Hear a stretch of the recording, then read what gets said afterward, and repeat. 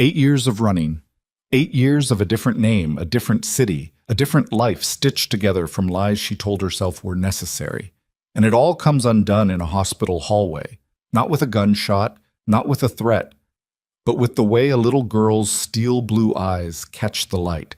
And a man who rules half of America's criminal underworld drops to one knee and goes completely, terrifyingly still.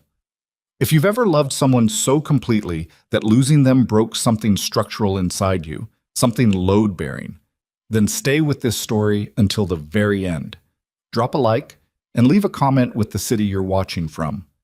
I want to see how far this story travels. Now let's begin.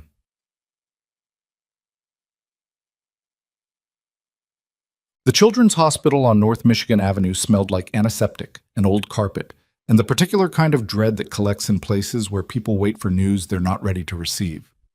Sienna Cross, or Sienna Hale, as her Illinois driver's license said, as her lease agreement said, as every document she'd carefully constructed over 8 years said, sat in a plastic chair outside radiology with her hands folded in her lap and her spine rigid in the way of someone who had trained herself not to show fear in public. Lila was fine. That's what the technician had said before wheeling her through the heavy doors. Probably just a hairline fracture from the fall off the monkey bars. Kids heal fast, the woman had said, and smiled the way medical professionals smile when they want you to stop shaking. Sienna wasn't shaking on the outside. She'd gotten very good at that. She was 31 years old, and she looked like someone who slept adequately and ate regularly and did not dream about the same pair of hands every night. Long-fingered, careful hands that had once held her face like she was something worth protecting. She looked like a woman who had moved on. That was the point. That was the entire architecture of the life she'd built. Her phone was in her hand, but she wasn't looking at it. She was watching the hallway the way she always watched hallways. Exits cataloged, faces assessed, anything that moved at the edges of her vision tracked and evaluated and filed. 8 years of low-grade vigilance had rewired her nervous system into something permanently on edge. She'd tried therapy once. The therapist had called it hypervigilance. Sienna had called it survival and stopped going. The elevator at the far end of the corridor opened. She didn't look up right away. She heard it, the mechanical exhale, the soft bell, and her eyes moved there automatically, the same way they always did, an involuntary scan. 3 men stepped out. 2 of them she'd never seen before. Large, dressed in the particular way of men whose clothes were expensive but whose bodies were weapons. Shoulders too wide for the suits to sit right, eyes moving in the practiced sweep of people paid to notice everything. They flanked the 3rd man with the quiet efficiency of a formation that had been drilled into muscle memory. The 3rd man was Caius Moretti. Sienna's heart did not pound, it stopped. There's a difference.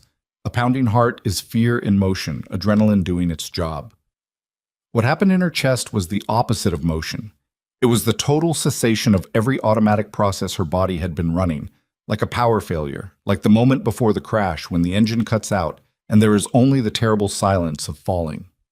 He was 40 years old now, and he looked it in the way that certain men look their age and become more dangerous for it rather than less.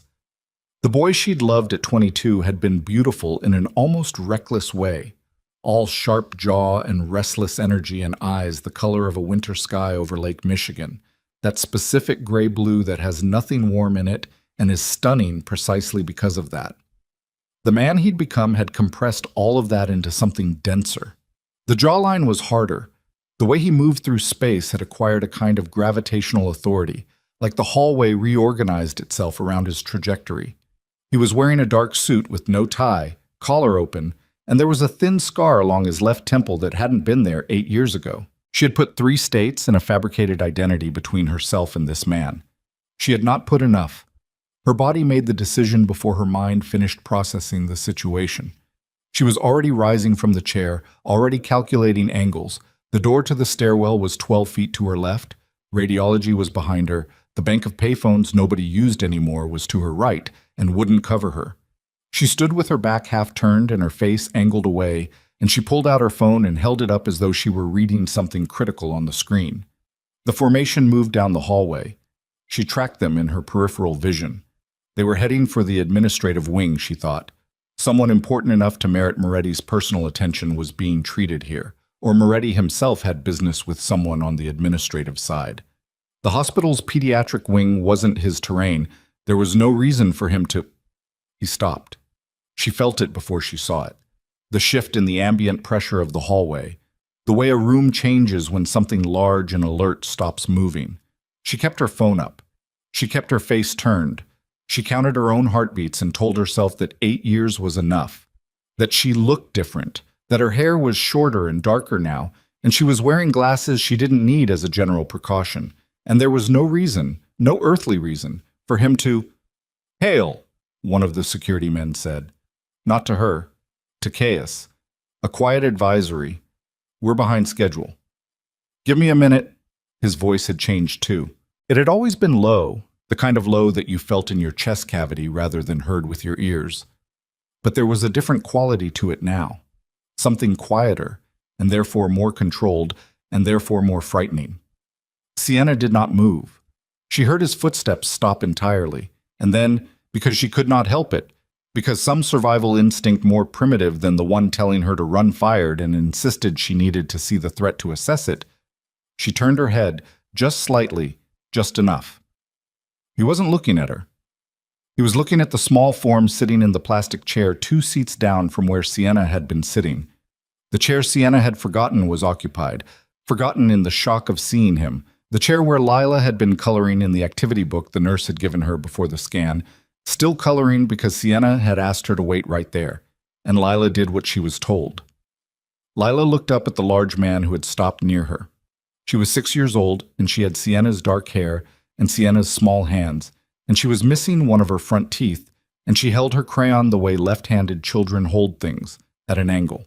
She looked up, and she did the thing that 6-year-olds do.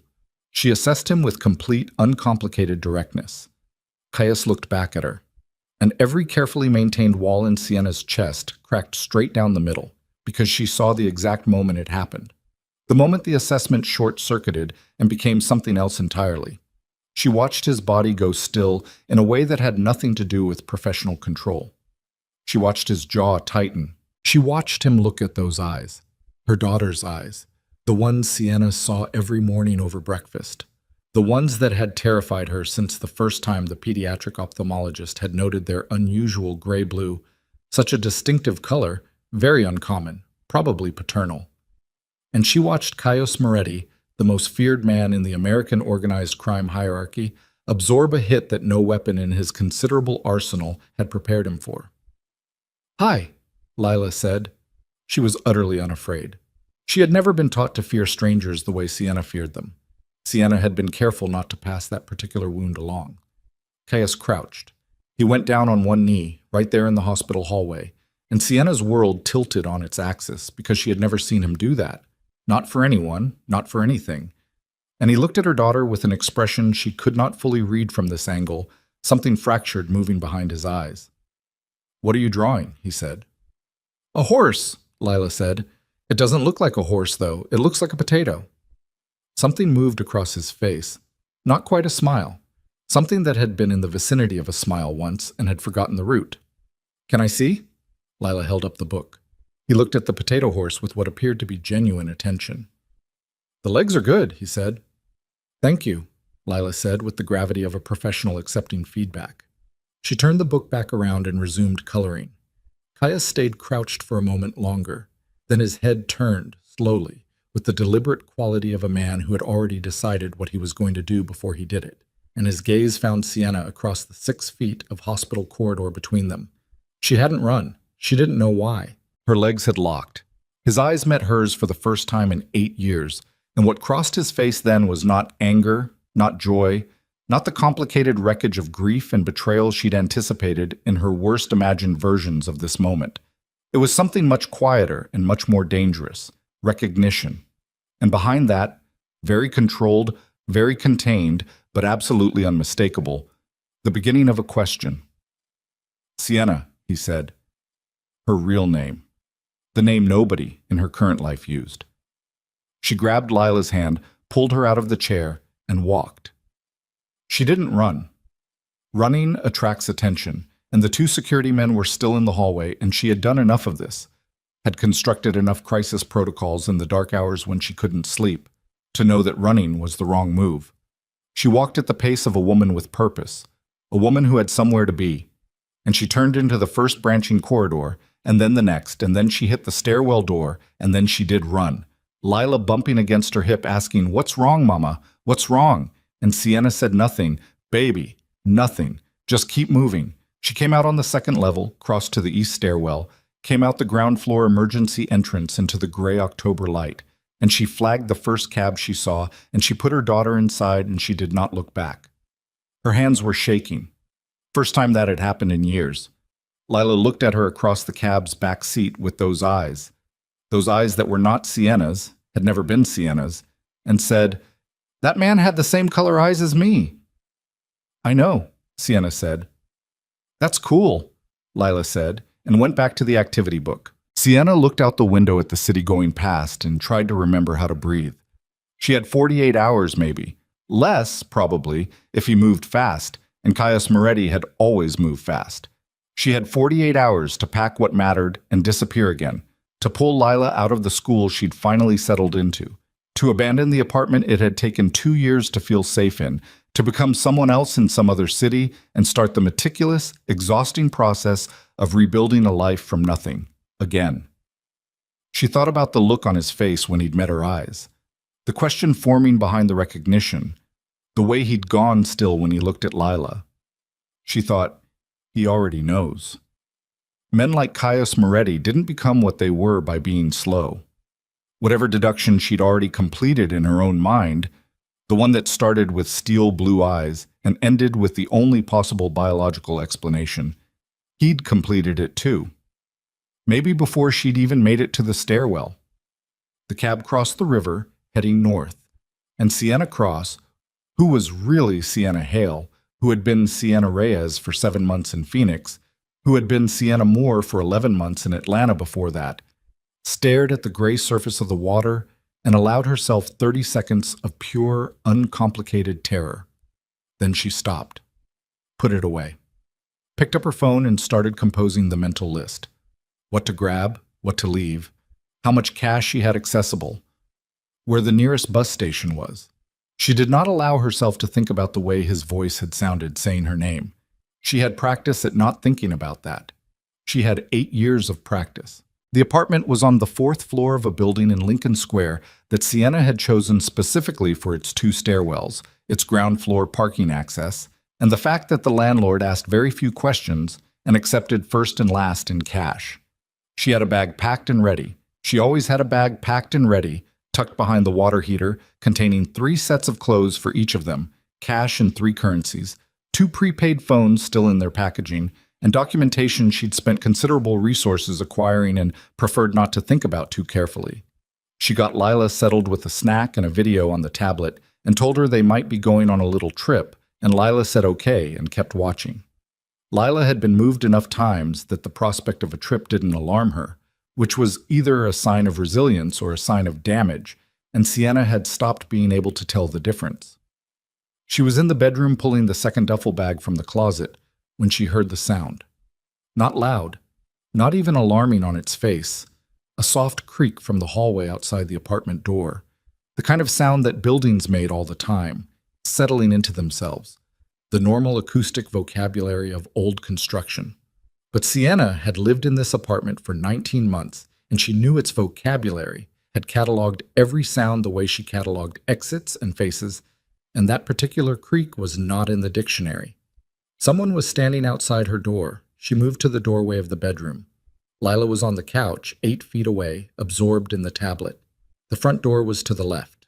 The window to the fire escape was in the kitchen to the right. Sienna went to the kitchen. She went quietly, in her socks, and she checked the fire escape window. She could see the alley below. She could see the roof line above. She could not see anyone. She went back to the main room. She considered the front door. She should take Lila out the fire escape right now. That was the protocol. That was what every rational calculation in her head was telling her to do. Instead, she went to the kitchen drawer and removed the compact Glock 43 that she had purchased legally under her Hale identity 18 months ago and had been to the range with 40 times since and could field strip in under a minute. She checked the chamber. She moved back to the main room and positioned herself where she could see both the front door and Lila, and said quietly, "Baby, come here." Lila looked up. Something in Sienna's voice, the flatness, the specific register that Sienna used only when she was not playing around, moved her off the couch without argument. She came and stood behind Sienna's left leg. The sound came again, and then a voice muffled through the door. "Sienna." A different voice than the one in the hospital, older, something familiar about the cadence that she couldn't immediately place. "Sienna Hale, we need to talk, and we have approximately 4 minutes before this gets significantly worse for everyone. Please open the door." She did not open the door. "Who are you?" she said. A pause. "My name is Petrov. I worked for Marcus Dietrich's task force 8 years ago. I need you to understand something before Moretti's people get here, because they are coming, and they are not coming to talk." Her blood went cold. Not figuratively. She felt it as a physical thing, the drop in temperature that starts in the chest and moves outward. Marcus Dietrich, a name she hadn't spoken aloud in 8 years, a name that represented everything she had run from. Not from Caius, not exactly, but from what she'd been told about Caius, what she'd been shown, what they'd convinced her of in a sequence of carefully staged revelations designed to make disappearance feel like the only option for survival. "Prove it," she said. Another pause. Then, through the door, "He told you he was going to take you somewhere safe. He called it the Roan property. He said it was north of the city, on a lake. He described the dock. He described the color of the shutters." A beat. "He was the only person who knew those details, Sienna, and he died for knowing them 3 months after you disappeared." The gun was steady in her hand. Her voice, when she spoke, was not. "What do you want?" "To give you something before I run," the voice said. "A file. Physical copies, because the digital trail was destroyed. What actually happened 8 years ago, what Dietrich's task force was really operating as, and who was paying them." Another pause, shorter this time. "Your daughter isn't just Moretti's child. She's the leverage in a 20-year inheritance fraud, and the people who set it up have known about her for at least 6 months. Tonight is not a coincidence, Sienna. Your meeting with Moretti at the hospital, that wasn't luck. You were supposed to be seen." The front door had a narrow view window set into it at eye level.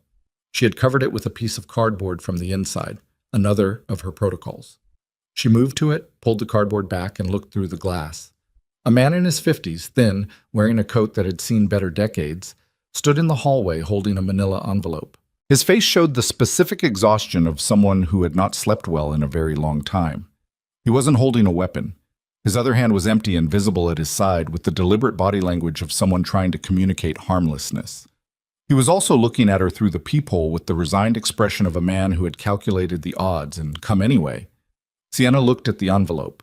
She looked at Lila, standing quiet and patient behind her left knee. She looked at the hallway behind the man. Empty, as far as she could see. She thought about what he'd said. "You're meeting with Moretti at the hospital." That wasn't luck. You were supposed to be seen. She had been in Chicago for 19 months. She had been careful. She had been so carefully, exhaustingly, deliberately careful. If she'd been found, it wasn't because she made a mistake. Someone had pointed. She put her hand on the deadbolt. "If this is a setup," she said through the door, "I have 1 round chambered, and I will not hesitate." "I know," said the man named Petrov. "I'm not here to trap you. I'm here because I've been carrying this file for 8 years, and I'm dying, and I'm not leaving it to my lawyer." She opened the door. He handed her the envelope. His hands were shaking slightly more than hers. He said, "Don't read it here. Get your daughter out first. Read it somewhere you have an exit." He looked past her at Lila for just a moment, and something crossed his face. Recognition or guilt, or the particular combination of the two that Sienna was starting to understand went together in this story. "She looks like him," he said quietly. "She always would." Petrov, but he was already moving away down the hallway, pulling his coat tighter, and Sienna stood in her doorway with an envelope in one hand and a gun in the other, and her daughter's small fingers wrapped around 3 of her belt loops, and the beginning of a very terrible understanding forming at the back of her mind. She went back inside. She picked up the pre-packed bag. She picked up her daughter. She did not read the file yet because Petrov was right about that. She needed to move first. She took the fire escape anyway, because she'd come this far by trusting the protocols. The alley was empty. The street beyond it was full of ordinary evening traffic, the ordinary flow of a city that had no idea what was moving through it. She was half a block away, Lila's hand in hers, the duffel over her shoulder, when the windows of her fourth-floor apartment blew outward in a column of orange light, and the sound of the explosion rolled down the street behind them like a physical force, and Lila pressed herself against Sienna's side, and Sienna pulled her in and kept walking because you did not stop. You never stopped. And somewhere behind her in the burning apartment were 19 months of a life she was already mourning. The envelope was in the inside pocket of her jacket. Someone had destroyed everything she'd built to make sure she didn't read what was inside it, which meant that whatever was in it was exactly as catastrophic as the dying man in the hallway had implied. She kept walking. She held her daughter's hand. She did not look back at the fire. 3 blocks away, her phone buzzed. Unknown number. She almost didn't answer. But Petrov had said they are coming and they are not coming to talk. And whoever they were, they just demonstrated the point. And she needed information more than she needed silence right now. She answered. "Are you out?" Caius Moretti's voice said in her ear. She stopped walking. Lila looked up at her. "How did you get this number?" Sienna said. It wasn't a question. "Are you and Lila out of the building?" His voice was controlled in the way of someone operating through something very large. Not calm, controlled, 2 different things entirely. Her throat tightened. She had not told him the name. "You had me investigated," she said. "I had you investigated an hour ago, yes." No apology in it. "The building is on fire. Are you out?" "We're out." She heard him exhale, then, "There's a black SUV at the corner of Lawrence and Damon. My people. They'll take you somewhere safe." "Your people," she said. "Sienna. The last time someone told me your people were coming, I ended up in a safe house in Cincinnati being shown photographs of you with your hand around another woman's throat." Her voice was very quiet and very flat. "So you'll forgive me if I'm not enthusiastic about your people."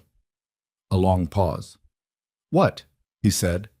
And the tone of that one word, the specific quality of it, the way it landed, not like a question that already knew its answer, but like a man stepping on what he thought was solid ground and finding nothing beneath it, was the first thing in 8 years that made her wonder, in a way she hadn't permitted herself to wonder, whether the story she'd been told was the only version that existed. "We need to talk," she said. "Yes," Caius said. "We do." She looked at the corner of Lawrence and Damon. The black SUV was there. The windows were tinted. She could not see who was inside. She looked down at Lila, who was looking up at her with those gray-blue eyes that had started all of this, that had undone 8 years of careful construction in a single, unguarded moment in a hospital hallway. "If anything happens to my daughter," Sienna said into the phone, "there is no version of this where you survive it. I don't care who you are." "Nothing will happen to her," Caius said, and something in his voice shifted on that word. Her. Something she chose, for now, not to examine. "I give you my word." She thought his word. She thought about what his word had once meant to her, and what she'd been told it was worth, and how she no longer knew which version was true. She thought about the envelope in her inside pocket. She thought about the fire eating her apartment behind her. She walked toward the SUV. The SUV smelled like leather and gun oil, and the specific cold that comes off men who have been outside in October doing things that don't get written down anywhere. Sienna got in with Lila pressed against her side, and the door shut behind them with the soft, definitive sound of an expensive vehicle that had been reinforced against things heavier than wind. 2 men in the front. Neither one looked back. Neither one said anything. The one in the passenger seat had a scar bisecting his left eyebrow and hands that rested on his thighs with the practiced stillness of someone who had learned not to fidget in the presence of threats. Sienna filed that away. She filed everything away. It was the only thing she'd ever been truly good at. Lila was quiet against her arm. Not scared quiet. Lila had a different quality to her silence depending on what was driving it, And this was the observational silence, the one where she was taking in every detail with those unsettling eyes and processing it behind a face that gave nothing away. She was 6 years old, and she already had that quality, and Sienna could never decide whether she was proud of it or heartbroken by it. The city moved past the windows, wet streets reflecting headlights, the ordinary and different machinery of Chicago at night. They crossed into the near north side, and then turned into a parking structure and descended 2 levels and stopped. The man with the scarred eyebrow got out and opened Sienna's door, and held it with the body language of someone who understood the difference between courtesy and control and was practicing one while exercising the other. "Ms. Hale," he said. "Cross," she said, because she was done with Hale. Hale was in an apartment that was currently on fire. He didn't react to that. He just gestured toward the elevator at the far end of the parking level, and she picked up Lila and walked toward it and did not show him her back more than she had to. The elevator opened onto a floor that had clearly been something commercial before it was whatever it was now. The bones of an open-plan office space. The ghost of drop ceiling tiles, but all of that stripped back and replaced with something functional and spare. Good sightlines. 2 exits she could see. Probably more she couldn't. A long table, chairs, a kitchen area off to the left, where someone had set up coffee and what appeared to be actual food, which surprised her, and then she decided it shouldn't. Caius was standing at the far window looking out at the city below. He had his hands in his trouser pockets and his back to the room, and he didn't turn when she came in, which she recognized as strategy, giving her the room, giving her the chance to read the space, demonstrating that he was not positioned between her and the exits. It was a considered gesture, and the fact that it was considered made her trust it approximately 30%. A woman materialized from somewhere to Sienna's left, late 40s, close-cropped gray hair, the brisk competence of someone who solved problems for a living.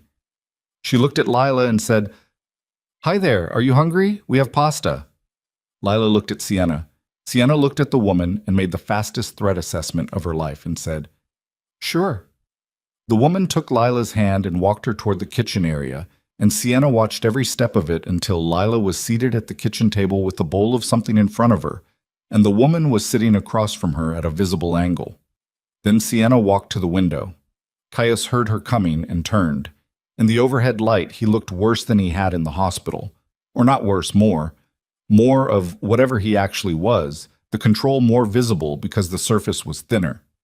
There were shadows under his eyes that hadn't been there at 40 the way they hadn't been there at 32. He looked at her the way she'd watched him look at Lila, like he was trying to reconcile 2 versions of the same image. "You're not hurt," he said. "No." "Lila's not hurt."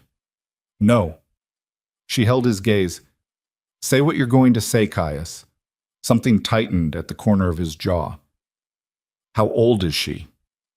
6. He looked at the kitchen. Lila was eating pasta with the focused efficiency of a child who'd had an eventful day and had decided that pasta was the reasonable center of it. The gray-haired woman was saying something quiet, and Lila was nodding in the way she nodded when she was listening without committing. 6, Caius said again. "Yes." The silence between them had weight. It was the specific density of everything that had happened in 8 years pressing against the surface of a conversation that hadn't started yet. "You left," he said. "I left," she said, without a word. Without. He stopped. The jaw muscle worked. "I thought you were dead for 4 months. You understand that? 4 months? I had people looking. I had the assumption in my head that someone had killed you because of me, because of what I was. Because you were mine, and someone had used that." His voice didn't rise. It got quieter, which was worse. "And then I got told you'd gone willingly, that there was someone else, that it had all been—" "Who told you that?" she said. "Carver, Marcus Dietrich's man inside my organization." He said the name like he was biting through something. He had photographs, documentation, fabricated. He looked at her. "All of it," she said. "Fabricated. I was taken, Caius. A corrupt FBI task force operating under Dietrich pulled me off the street 17 days after you and I—" She stopped, started again.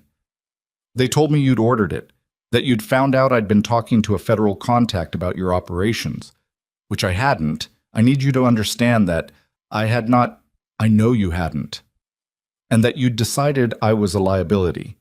They showed me. Her voice stayed steady through an act of will that cost her something measurable. They were very thorough. They had audio. They had photographs. They had what appeared to be a signed order with your signature on it. She looked at him. They convinced me that if I didn't disappear, they'd deliver me to you themselves, as a courtesy. The expression on Caius Moretti's face in that moment was not one she had seen before. Not anger. She knew his anger, had cataloged every variation of it over the 18 months they'd spent together before everything collapsed. This was something underneath anger, something that anger had been sitting on top of for 8 years like a lid over something pressurized. Dietrich, he said, his task force. But according to the man who came to my door tonight, Petrov, Dietrich wasn't operating independently. He was financed.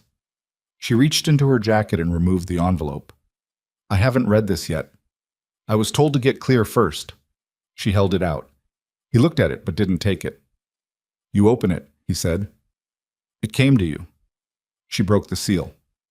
Inside were photocopied documents, financial records, internal memos, what appeared to be wire transfer records with certain figures highlighted in yellow, and photographs. She went through them one by one. Caius watched her face instead of the documents, which she noted and would think about later. The wire transfers told the story in numbers first. A shell company incorporated in Delaware called Ashfield Meridian, LLC, had been making quarterly payments to a private security consulting firm for 7 years prior to her disappearance. The private security consulting firm had a parent company registered in the Caymans. That parent company listed one operational officer, Marcus Dietrich. The memo was typed, not handwritten, and had no letterhead, but it was addressed internally, and the recipient was listed only by a code designation. She skimmed it, read it again, felt the floor shift. It was a directive. Dated 11 months before she'd been taken. It outlined the objective, separating Caius Moretti from Sienna Cross before she could be legally recognized as a common law partner, which under Illinois statute would have given her claim to a portion of Caius's estate, and through that estate, access to asset documentation that tied back to an inheritance that had been fraudulently restructured in 2001. The operation was described in the language of corporate risk management. Subject Cross represents an unacceptable discovery risk. Separation must be achieved with maximum emotional disruption to prevent reconciliation attempts. Moretti's cooperation is not sought or expected. She put the memo down on the window ledge. Someone paid Dietrich to take me, she said. Not to kill me, to remove me, and to make sure you believed I'd left voluntarily so you wouldn't look. She looked up at him. They needed to keep me far enough away from you that I couldn't access your financial documentation. Because somewhere in your grandfather's estate, in your inheritance, there's something that proves what they did. Caius picked up the memo, read it. His face showed nothing, and she had enough experience with that particular blankness to know it meant something specific and ugly was happening behind it. Ashfield Meridian, he said. You recognize it. It was one of the shell companies my legal team flagged when they were reconstructing my grandfather's estate after he died. 2003. They flagged it, and then the attorney who flagged it resigned within the month. He set the memo down with the careful precision of someone who wanted to put his fist through the wall and was choosing not to. I was 25. I trusted the restructured documentation. I shouldn't have. There's more, Sienna said. She pulled out the last document in the envelope. It was a hospital record, or a partial one. The top portion cut off, no patient name visible. But it was dated 7 years ago, and it referenced a DNA sample registered under a case number. She didn't immediately understand what she was looking at. Then she did. Someone ran Lila's DNA, she said. The words came out flat and strange in her own mouth. 7 years ago, she would have been 6 months old. How did someone... She stopped. The pediatrician. We moved when she was 8 months old. The first practice we went to in Atlanta, we left because the receptionist was asking questions that felt... She stopped again. They've known about her since she was an infant, Kaya said. Not a question. Apparently. And they've been waiting. For what? She said. He looked at her for a moment. Then he crossed to the table and picked up a folder that had been sitting there. She hadn't noticed it. She'd been too focused on him. And opened it and spread several documents on the table. My legal team pulled these this afternoon, he said. After the hospital. After I made some calls. He pointed to the first document. My grandfather's estate included a trust established in 1987. It was never dissolved. It was supposed to transfer to his eldest biological heir upon that heir's death. I don't have children. As far as any legal record showed until today, I was the last of that line.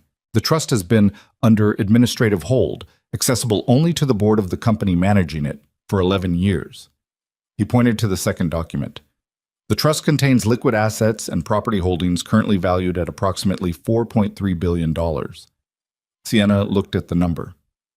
The administrative board, Caius continued, includes a sitting federal judge, 2 state senators, and a man named Aldrich Voss who runs the third largest private equity firm in the Midwest. All of them have been drawing management fees from the trust for over a decade. Combined, those fees have totaled, he checked the document, roughly $280 million, which becomes a repayment obligation, Sienna said slowly, the moment the legitimate heir is identified and the trust reverts. Or becomes evidence of fraud, he said, which carries different consequences. The pieces were clicking into place with the horrible efficiency of a machine that had been running for years before she understood she was inside it. She turned to look at the kitchen. Lila had finished her pasta and was now drawing something on a paper napkin with a pen the gray-haired woman had produced, the pen held at the left-handed angle, the focus complete and oblivious. She's the heir, Sienna said. As my biological daughter, yes. My grandfather's trust passes to the eldest biological descendant. If I died without issue, the board would have had permanent administrative control. He paused. I don't die easily. So the play was different. Keep me in the dark about her existence. Keep you separated from me so you couldn't tell me.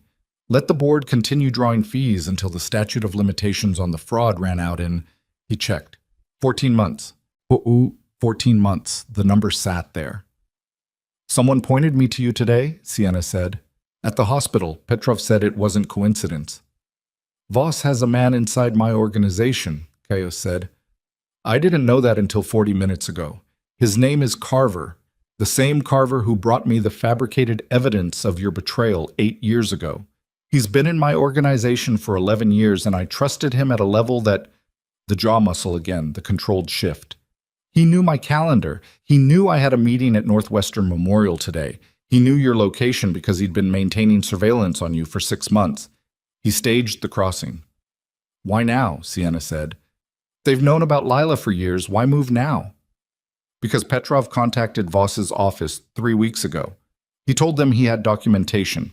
He wanted money to stay quiet. Caius's expression showed something like dark appreciation. Petrov miscalculated. Voss doesn't buy silence. He buys elimination. He looked at her. Petrov came to you tonight because he understood he'd made himself a target, and he wanted the information out of his hands. He gave it to you because you were already in motion. You were already going to run. A moving target spreads the risk. He used me, Sienna said. He handed you evidence that could dismantle a 20-year fraud. There's an argument for both. She looked at the documents on the table. She looked at her daughter at the kitchen table, drawing on a napkin, unbothered. She looked at Caius, who was watching her with an expression she was beginning to reassemble into something she recognized. The look he'd had when a problem had finished defining itself, and he was locating the edges of it with the calm focus of a man who had never in his life mistaken the shape of a situation for an excuse not to act. What do we do? She said. He opened his mouth to answer. The gray-haired woman appeared from the kitchen. She was moving fast, not running, but the specific compressed movement of someone who has received information that has changed the category of the situation. She said, We have a problem. Define it, Caius said. Carver's gone. Left the building 20 minutes ago. His last communication to the team was logged as routine, and it was not routine. It was a signal. And we have a vehicle on the street level that has been stationary for 11 minutes in a no-parking zone. She stopped in front of him. Her face was controlled. Her eyes were not. 2 vehicles, north and south exits. The silence was 3 seconds long, and in those 3 seconds, Sienna watched Caius Moretti perform a calculus she recognized, the rapid sequencing of a man who was very good at violence, assessing the variables of a situation where violence was incoming. "How many in my building?" he said. 12, the woman said, "plus your 4 downstairs." And Carver knew the building. Yes. He looked at Sienna. "Take Lila to the inner room, what? The one without windows, second door on the left down the hallway. Lock it from inside. There's a phone on the wall, red, press 2 if the door is breached and stay low." "I have a gun," Sienna said. "I know. Take it with you." He was already moving toward the far side of the room, where 2 of his men were waiting with the activated alertness of people who had received the same information. "This will take 15 minutes. And if it takes longer?" He turned back. Just for a moment. Just enough to look at her with those steel blue eyes that were her daughter's eyes, that were going to cost powerful men everything before this was over. "It won't," he said. It took 22 minutes. Sienna sat on the floor of the windowless inner room with her back against the wall and Lila against her right side and the Glock on her left knee, and listened to the building tell its story in sound, movement on the floors above, at least one sharp report that could have been a door breached or something else, a long silence, more movement. Lila sat with the paper napkin in her hands and did not ask questions. She had fallen asleep against Sienna's shoulder by minute 12, the deep, boneless sleep of children who can compartmentalize experience in ways adults have forgotten. At minute 22, 3 knocks on the door in a specific pattern she hadn't been told to expect, but which conveyed someone controlled on the other side. And then a man's voice said, "Ms. Cross? Mr. Moretti says we're clear." She didn't open the door immediately. She said, "What did he ask me when we were standing at the window?" A pause. "He doesn't know what you mean." "Tell him I said, 'What did you ask me when we were standing at the window before the woman came in?'" A longer pause. Then, muffled through the door, another voice, Caius, closer than the hallway. "I asked what we do." She opened the door. He was standing in his hallway, and he had a cut on his forearm that had bled through his shirt sleeve, and he was holding that arm slightly away from his body with the studied casualness of someone who wants you to know he's not hiding it, but also doesn't want to discuss it. There was a man she didn't recognize on the floor at the end of the hallway, not moving, and 2 of Caius's men standing over him with the specific posture of people who have finished something and are waiting to find out what comes next. "2 teams, Caius said, both neutralized. Carver wasn't with them personally. He looked at Lila, asleep against Sienna's shoulder. Something crossed his face. "He sent people, which means he went somewhere instead." "Where?" Sienna said. "That's what concerns me." He looked at the man on the floor and then back at her. These weren't Voss's professional contractors. They were borrowed, third-party, hastily assembled. Something made Carver move fast. Something changed tonight that pushed the timeline. Sienna thought about it, ran the chain backward. "Petrov," she said. "Petrov came to my door with the file, which means Petrov had already run, which means Voss knew he'd run, which means Voss knew the file was in motion. They didn't just want to eliminate me tonight, they wanted the file. And when the apartment blew and we weren't in it, they knew Petrov had made contact," Caius finished, "and they knew whatever he gave you was enough to be dangerous. So the play changed." He looked at her steadily. "Carver went to deal with Petrov personally." "Petrov's already dead," Sienna said. She said it the way she said most true things she didn't want to be true, flatly, without room for negotiation. Caius didn't disagree. "The file he gave you," he said. "Do you have it?" "Inside pocket, yes." "We need to make copies, and we need to get them to people who can't be reached by Voss or anyone connected to him." He was already moving down the hallway, the injured arm still held slightly out. "There's a woman in Washington I trust, former federal prosecutor, currently in private practice. Absolutely nothing connecting her to my world. She's worked with whistleblower cases. If we can get her the documentation by morning, Caius," her voice stopped him. He turned. "Carver's been inside your organization for 11 years. "Yes." which means anything he's touched in 11 years is compromised. The pause was short, but it was there. Yes. Which means you don't know who else is on Voss's payroll, which means I can't know which of your 12 people in this building to trust. She held his gaze. Which means the only people in this building I'm certain of are you, me, Lila, and the gray-haired woman who gave my daughter pasta, and I'm only 50% on her. Elena is clean, he said.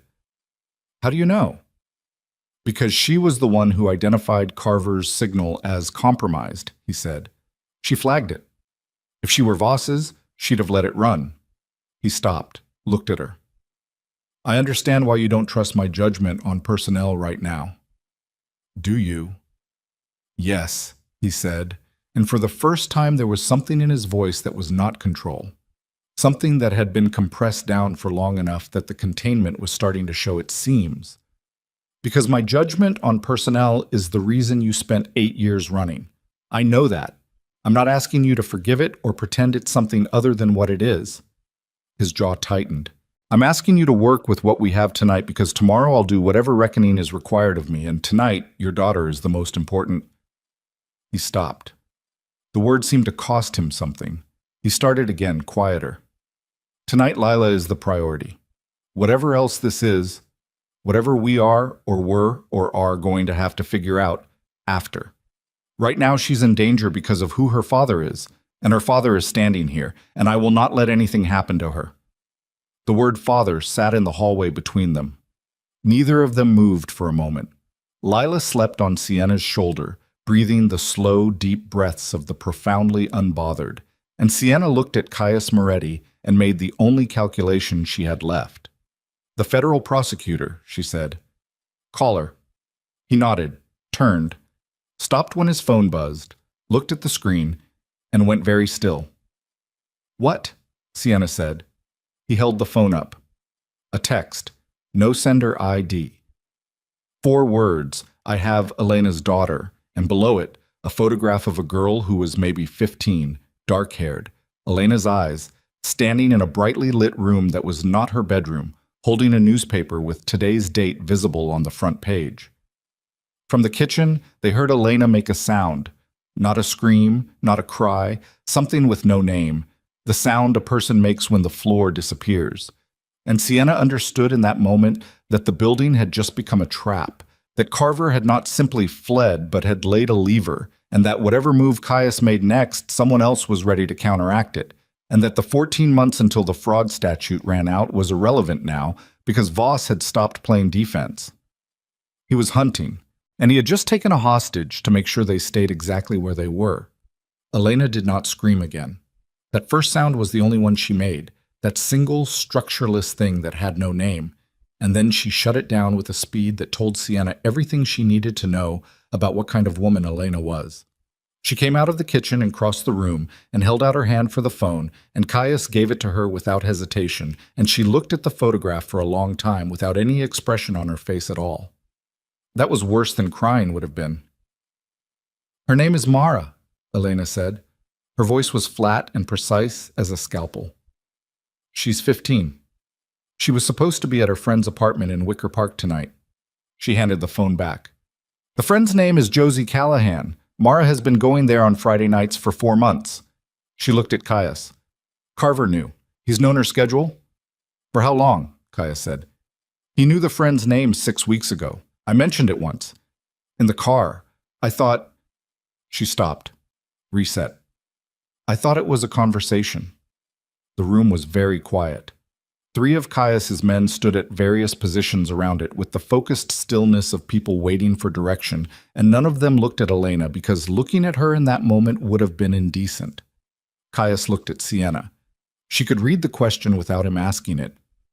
What do I do had become the specific and terrible calculus of a man weighing a hostage against everything else in motion. They want us to stay, Sienna said. The photograph is a leash. As long as they have Mara, we don't move. We don't go to the prosecutor. We don't do anything with the file. And by morning, Caius said, whatever window we had to get documentation to someone outside Voss's reach closes. Unless we move tonight, she said. If we move tonight, Mara... If we don't move tonight, Mara is still a hostage tomorrow, and we're still paralyzed and nothing changes except they've had more time to cover what Petrov exposed. She said it as evenly as she could because it needed to be said evenly to be heard at all. I'm not saying we leave her. I'm saying paralysis is what they're buying with her. Elena was listening. Her jaw was tight, and her arms were crossed over her chest. Not defensively, it was more structural than that, like she was holding herself in a specific configuration to keep functioning. She said, "She's right." "Elena," Caius said, "she is right, and you know she is right, and standing here discussing it is exactly what Carver wants us to be doing." Her eyes were dry. Sienna respected her enormously in that moment. "What do we know about where they have her?" Caius looked at two of his men, the one with the scarred eyebrow, whose name Sienna still didn't know, and a younger one who had the particular posture of someone tech-adjacent, slightly too comfortable around screens to have come up through straight muscle work. "Reyes, the number that sent the text." "Already on it," the younger one said. He was at a laptop on the far end of the table, moving fast. "Burner, but it pinged off a cell tower in the South Loop. Cross-referencing with Carver's known properties." He stopped. Typed something. Stopped again. "That's interesting." "Don't editorialize," Caius said. "Sorry, Carver has a lease on a storage facility in Bridgeport under a holding company name. The holding company is registered to—" He turned the laptop. "Ashfield Meridian." The name dropped into the room, and everyone who had read any portion of the documents from Petrov's envelope felt it land. "The same entity that financed Dietrich," Sienna said. "Same entity," Caius confirmed.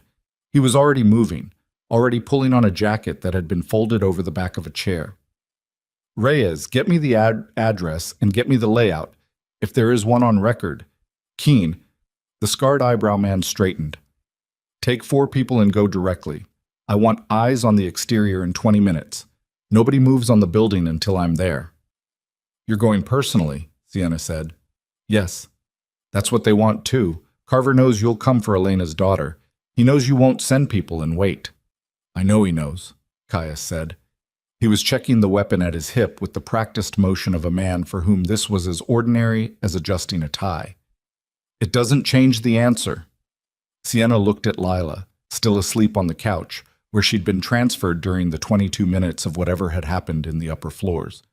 Still drawing slow breaths, still the most important variable in every calculation Sienna ran. "I'm going with you," she said. "No. You stay with—" "You're about to walk into a building that Carver designed as a destination. You have a leak somewhere in your remaining personnel that you cannot identify yet. And I have—" She reached into her jacket and pulled out the envelope. "Information that nobody else in this room has fully read. If something happens to me in that building, it happens to the only complete understanding of what Petrov documented." She held his gaze. "I'm not an asset you can afford to leave behind. And you know that." The silence was 5 seconds. "Lila stays here," he said. "Elena stays with her. 2 men on the inside, 2 on the exit routes." "Agreed," she said. She crossed to the couch and crouched next to Lila and brushed the dark hair back from her daughter's forehead and stayed there for a moment with her hand resting light as possible on the side of Lila's face. The child's breathing didn't change. She was so deeply, trustingly asleep that the whole terrible machinery of the night had not disturbed her, and Sienna thought, "This is what we're doing this for," and stood up and put on her jacket and checked the Glock and followed Caius Moretti into whatever came next. The storage facility was a long, low building on a dead-end block in Bridgeport that backed up against an elevated freight rail line, and the October wind coming off the rail cut across the access road with enough force to make her eyes water as she stepped out of the vehicle. Caius's people had the exterior positions already. She could see them in the shadows, still, patient, the particular kind of patient that is just violence, waiting for permission. Keen materialized at Caius's shoulder. "One vehicle in the lot," he said. "Loading dock on the east side has fresh scuff marks on the doorframe. Ground floor Unit 14 has light underneath it." "How many inside?" Caius said. "We count 2 heat signatures from the exterior scan. Could be more beyond the interior wall." "Could be," Caius said. "Yes." Caius looked at the building. Sienna looked at it with him. It was the kind of building that had no personality. Corrugated metal siding, loading dock numbers, and faded yellow paint. The architectural vocabulary of pure utility. The kind of building that nobody noticed. The kind Carver would have used specifically for that reason. He's going to have eyes on the approach, she said. Yes. So he knows we're here? Yes. Then this isn't a rescue, she said. This is the meeting he set up. Caius looked at her. That's what I've been thinking for the last 12 minutes. Then why? Because he has Mara and he wants something from me that he couldn't get through the teams he sent to the building, which means negotiation is still his preferred outcome over elimination. He paused, which means she's alive until the negotiation fails. And we walk in anyway. We walk in knowing what it is, he said. That's different. She thought about that distinction and decided it was real and followed him toward the loading dock. The door was unlocked. That was the first confirmation that Carver had wanted them to come. An unlocked door is an invitation, and invitations from men like Carver were only extended when they controlled the room being entered. The interior smelled like cold concrete and machine oil, and something underneath that, something chemical that Sienna's body registered before her mind named it. Accelerant. Somewhere in the building there was an accelerant. She said nothing. She watched Caius's nostrils move slightly and knew he'd caught it too. Unit 14 was at the end of a central corridor flanked by roll-down orange doors on both sides. The light was visible, LED work lights inside, leaking under the door, throwing a white line on the concrete floor. The corridor was empty. Their footsteps were very loud. Caius pushed the door open. Carver was inside.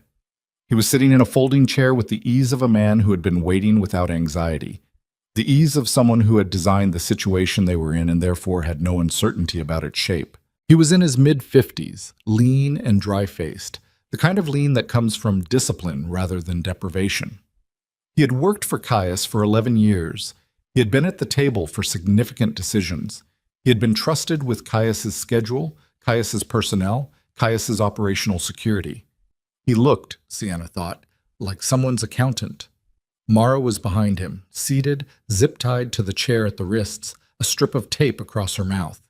She was pale and rigid with the specific terror of someone who had decided to be brave and was finding it harder than expected. When she saw Caius and Sienna come through the door, something in her eyes shifted.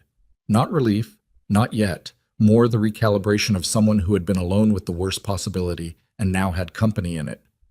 There were two other men in the unit, one at the far wall, one near the side shelving, both armed, both positioned to cover the entrance.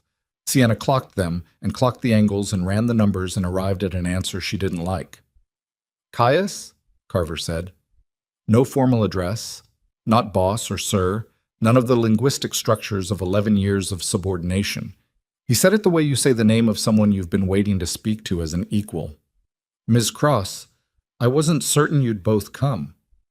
He looked at her with an interest that felt analytical rather than threatening, like she was a variable he was finalizing his understanding of. Sit down. We'll stand, Caius said. That's fine. Carver looked untroubled by this. I'll keep it brief since I assume you have people outside who have instructions that will complicate everyone's evening if I take too long. He rested his forearms on his knees in a posture of deliberate openness. I want immunity, federal. Full protection and relocation, new identity, and the immunity covers everything connected to my work for you and everything connected to my arrangement with Aldrich Voss. In exchange, I give you Voss. Everything. Financials, communications, the names of the officials on the trust board, and their personal connections to the fraud. More than Petrov had. More than what's in that envelope. He looked at Sienna's jacket pocket in a way that confirmed he knew exactly what Petrov had given her. I have originals, not copies. And if we don't agree, Caius said, then I make a call and the building we just left becomes inaccessible. The pause was exactly long enough. What does that mean? Sienna said. Carver looked at her with the patience of a man explaining something to someone he'd already decided was intelligent enough to understand it. There's a device in the building, a small one. It wouldn't collapse the structure, this isn't theater, but it would take the top floor and everything on it.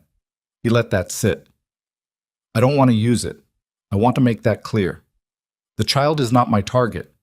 But Voss wants the heir eliminated, and if I'm going to protect myself from Voss, I need something from you, and I'm using the leverage I have." The temperature in the room did not change. Sienna felt the cold of the concrete floor through the soles of her boots, and she felt her heartbeat in her fingertips. And she looked at the man in the folding chair and understood with complete clarity that he was telling the truth. Not because Carver was an honest man, but because men who negotiate from a position of genuine leverage don't need to lie about the nature of that leverage. The device was real. The call was real. And Lila was on the top floor of a building in the near north side with Elena and two men whose names she barely knew. Caius's face showed nothing. She watched him run the calculation.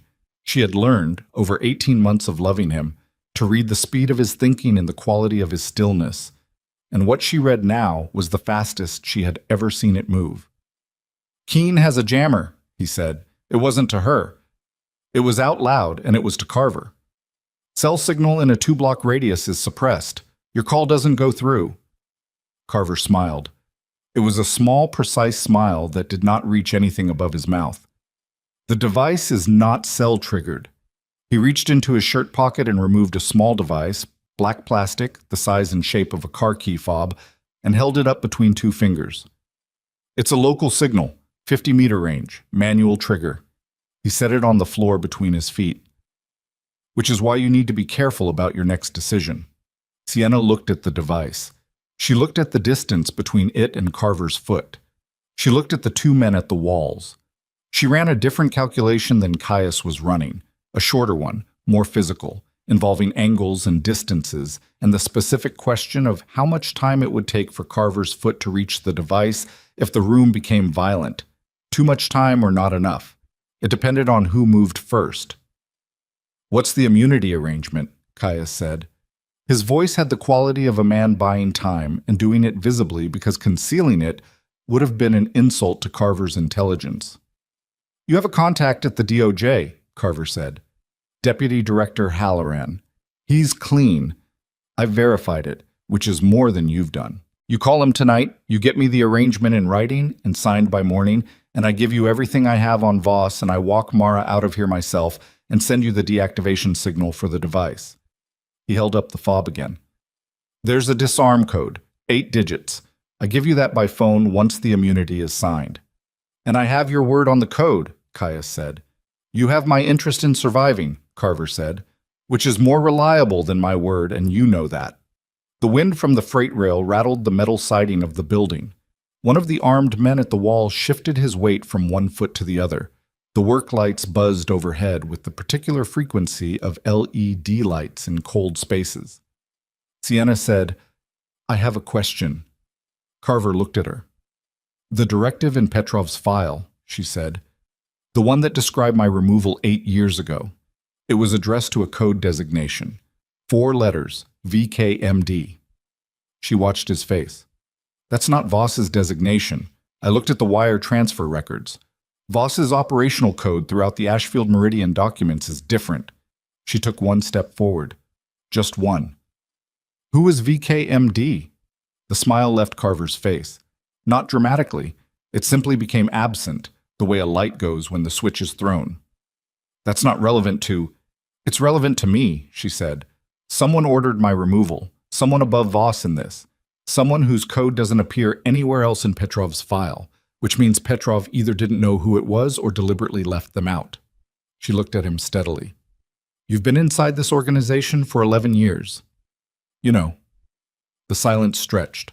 Then something moved across Carver's face that was not quite guilt and was not quite fear, and was the specific compound of both that surfaces when a man has been holding a secret that has outlived its purpose and no longer has the energy to maintain the containment. He looked at Caius. Not at Sienna, at Caius.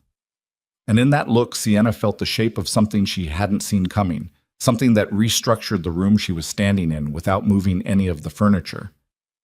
"Caius," Carver said, and his voice had changed. The negotiator's control had developed a fracture. Something had come through.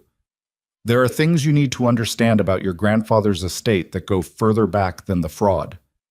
"Tell me," Caius said. His voice was absolutely level. The trust your grandfather established in 1987, it wasn't established voluntarily. He was coerced. The assets in it were already subject to a prior claim, a prior arrangement that predated the official documentation by 12 years. Carver stopped. His eyes were on Caius's face with the look of a man watching something load-bearing begin to crack. Your grandfather made an arrangement in 1975 with a consortium of investors. Organized crime money, old money, money that had been moving through shell structures since the 50s. He needed capital. He took it. The arrangement gave the consortium a controlling interest in the asset base that became the trust. He paused. VKMD was the consortium's designated authority, the code designation they used for internal communication. What does it stand for? Sienna said. Carver looked at her, then back at Caius. And she understood before he said it. She understood because she had been looking at the documents for an hour, and the initials were arranged in an order that was not alphabetical and not random. Victor Moretti's designated authority, Carver said. Your grandfather, Caius. Victor Moretti was not the victim of this fraud. He was its architect. The work lights buzzed. The freight rail rattled the walls. Caius stood perfectly still. He established the trust to appear legitimate, Carver continued, and now that he was saying it, he was saying all of it, the flood behavior of a man who has been waiting to put something down, to make it look like a legitimate inheritance structure that had been subverted by outside parties. But the outside parties? Voss, the board members, Dietrich's task force, they were always the plan. The trust was designed from the beginning to pass control to the consortium after a single generation. If you died without issue, automatic transfer, no legal challenge possible. If you had a child, a documented heir, that broke the mechanism, the heir could claim the assets and the consortium's control evaporated. He looked at Sienna.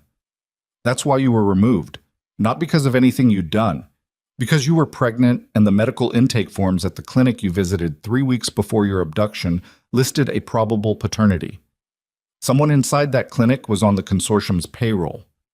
The room reorganized itself around this information. Sienna heard her own breathing. She heard the freight rail. She heard Mara making a small, involuntary sound from the chair behind Carver. Not fear, something else. The sound of someone who has been holding still so long their body is registering a protest.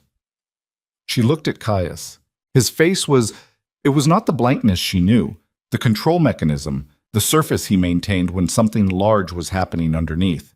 It was something she had never seen on him, a configuration she had no reference point for, the specific expression of a man receiving information that retroactively alters every decision he has ever made without changing the fact that he made them. Your grandfather, he said. Not to Carver, to the air, to the space in front of him. He died before the trust transferred, Carver said, quieter now. I don't know if he expected it to. I don't know what he intended for you personally. But the structure he built was designed to extract the asset base from your bloodline, not protect it. Caius's head turned. He looked at Carver with those gray-blue eyes, and Sienna saw something in them she had never seen before in all the time she had known him, something that the man he was would normally have refused to show because showing it was a vulnerability, and vulnerability in his world was an invitation. It was grief. Plain and structural, the kind that doesn't perform itself. And underneath it, moving, the first dark outline of something that was going to become fury when the grief finished processing. The deactivation code, Sienna said. Her voice cut through the room. Caius's head turned toward her and she looked at him for 1 second with everything she had. Stay with me. Stay here. We finish this first. And then she looked at Carver. We're going to call Halloran. You're going to sit there until we do. And you're going to give us the code right now before the call, as a show of good faith, because if you don't, whatever arrangement you want from us is finished before it starts. Carver looked at her for a long moment. He looked at the fob on the ground between his feet.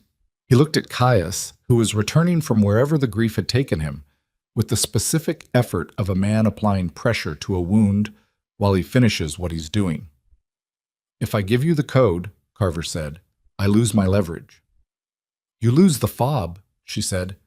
The information you have on Voss is still the leverage. The immunity is still what you want. The fob is just a threat. and threats require the willingness to execute them, and I don't think you're willing to execute this one." She watched his face. "You've been inside Caius's organization for 11 years, and you've been feeding information to Voss for at least some of that time, but you reached out to us tonight instead of just running. That tells me you're not Voss's man. You're your own man, and your own man doesn't murder a 6-year-old girl to prove a point in a negotiation." The silence was the longest one yet. Carver reached down and picked up the fob. He turned it over in his fingers. He said, 47 19 82 03. Caius had his phone out. He relayed the code via text. Sienna watched him do it. Watched him send it to Elena with the specificity of a man who had just moved his most important piece to safety. And there was a pause of perhaps 30 seconds during which nobody in the room did anything except exist in the particular tension of waiting. The phone vibrated. Caius read the screen. Whatever it said, his shoulders shifted a fraction of a degree, the compression easing enough to be visible. "She's fine," he said. To Sienna. Only to her. Sienna breathed. And then Caius's phone rang. Not a text. A call. Unknown number, which shouldn't have been possible given Keen's jammer, which meant this signal was coming from something that had anticipated the jammer, which meant... Caius answered. Listened for 4 seconds. His face changed. "Speaker," Sienna said. He put it on speaker and they all heard the voice that came through, measured, older, the voice of a man accustomed to rooms listening when he spoke. "Mr. Moretti," the voice said, "my name is Aldrich Voss. I'm going to assume Carver has been talking, because Carver always talks eventually. It's his central failing. I want you to understand something before you make any decisions tonight. The immunity arrangement Carver is offering you is not one he has the authority to offer. He has documentation, yes, but the documentation is incomplete without the one element he does not have. A pause. And that element is currently in the possession of someone who has been in your organization longer than Carver. Someone who has had access to every decision you've made for the last 14 years. Someone whose loyalty you have never once questioned." The voice paused again, with the timing of a man who has rehearsed this. "Ask Keen how he knew which unit in this building had light under the door before your team ran the external scan." The phone went dead. Sienna turned. Caius turned. Keen was standing in the doorway of Unit 14. He had come in during the conversation, during the part where all of their attention was on the phone, on Voss's voice, the oldest misdirection in the world. And he was standing there with his weapon raised and his face showing the specific blankness of a man who has made a decision he reached some time ago and is now simply executing it, and behind him in the corridor were 4 more men who were not Caius's. "I'm sorry," Keen said, and he sounded, Sienna thought, like he might even mean it. Then the lights went out. The dark lasted 4 seconds. 4 seconds was enough. Sienna dropped before her mind finished processing the command. Dropped low and moved right, toward the wall, toward the shelving units she'd cataloged when she walked in. And she heard the displacement of air where someone moved through the space she'd just vacated, and she heard the heavy crack of a body hitting concrete. And then she was behind the shelving with the Glock up and her back against cold metal, and her breathing was the only sound she allowed herself. The work lights were gone, but the LED bleed from the corridor wasn't. Faint, gray-white, enough to give shapes without edges. She could see the doorway. She could see Keen's silhouette and the silhouettes of the men behind him. She could not see Caius. She could not see Carver. She could hear Mara making controlled sounds through the tape across her mouth, deliberate rhythm, not panic. The girl was counting, or doing something purposeful with the sound to communicate location, which was either the bravest or most instinctive thing Sienna had ever heard from a 15-year-old. A shot from the far side of the unit. Not a large caliber sound, something compact and controlled. Then a return shot from closer to the door. Someone grunted. That grunt was not Caius's voice. Sienna moved along the shelving, staying low, using the sound of other movement to cover her own. She had 6 rounds in the Glock and 1 in the chamber, and she was not going to waste any of them on silhouettes she couldn't positively identify. The shelving ended. She was at the corner of the unit, which gave her an angle on the doorway that the doorway didn't have on her. She could see 3 of the 4 men who had come in behind Keen. They were spread across the entrance in a formation that assumed the room's occupants would be moving toward the exit, which meant they'd assessed her and Caius as people who would try to run, which was either poor intelligence or deliberate misdirection, and she was banking on the latter because Caius Moretti had never run toward an exit when there was an alternative. She found the one on the far left, best angle, partial cover behind the doorframe, and put a round through his right shoulder, and he went down and the other two broke formation, and that was all she needed. Caius came off the floor on the right side of the room like he'd been launched. He took the nearest man with his elbow, not elegant, purely functional, the point of the elbow into the throat with enough torque behind it to collapse the man's airway and drop him. And he had the man's weapon before the body finished falling, and then he was moving toward Keene with the specific economy of someone who has stopped thinking about anything except the next 2 feet of ground. Keene fired. Caius moved the wrong direction, wrong from Keene's perspective, which was Sienna's observation because she saw Keene's barrel track and miss and adjust and miss again as Caius closed the distance between them in a diagonal that shouldn't have been possible in that space. And then Caius had Keene's gun hand, and they were close enough that neither weapon was useful. The fourth man from the corridor was coming in. Sienna shot him in the thigh, and he went down against the doorframe, and she moved positions because she'd given away her location twice now, and staying put was finished as a strategy. The room was loud and close and smelled like cordite, and she moved through it by feel and memory. The layout she'd filed when she walked in running in some parallel track of her mind, while the rest of her processed the immediate data, movement, sound, the scrape of shoe leather on concrete, a voice that was Keene saying something she couldn't parse, and then cutting off sharply. She found the chair. Mara. She came around behind it and holstered the Glock and pulled out her keys. She still had her keys. The fire had taken the apartment, but her keys had been in her jacket. And the small folding blade on the key ring was less than 2 inches, but 2 inches was enough for zip ties if you knew the angle. "Hold still," she said very quietly next to Mara's ear. Mara held still. The zip ties took 11 seconds. Sienna pulled the tape off Mara's mouth with the quick, clean motion of someone who knows that slow is more painful, and Mara made a sharp sound and then pressed her mouth together and breathed through her nose. "Can you walk?" Sienna said. "Yes." No hesitation. The girl's voice was steady in a way that had clearly cost her something to make it so. "Stay behind me. Stay close. If I go down, you go for the door and you don't stop." "Okay. I mean it. You don't stop for me." "Okay." A beat. "Is my mom okay?" "Yes," Sienna said. She didn't know if it was true, but she said it with enough certainty that it functioned as truth. "Let's go." The room was different now, quieter, 2 bodies on the floor that she had to navigate around. The gray corridor light showing more than it had 60 seconds ago because her eyes had finished adjusting. She came around the shelving with Mara behind her right shoulder and found the room mostly still. Caius was standing with Keene against the far wall. Standing was the accurate word. He was vertical and functional, which was what mattered. But he was holding his left side with one hand, and the gesture was not casual. The cut on his forearm from the building earlier had opened again. She could see the dark on his shirt sleeve. Keene was on his knees, both hands visible, face showing the specific combination of defeat and calculation of someone who hasn't finished calculating.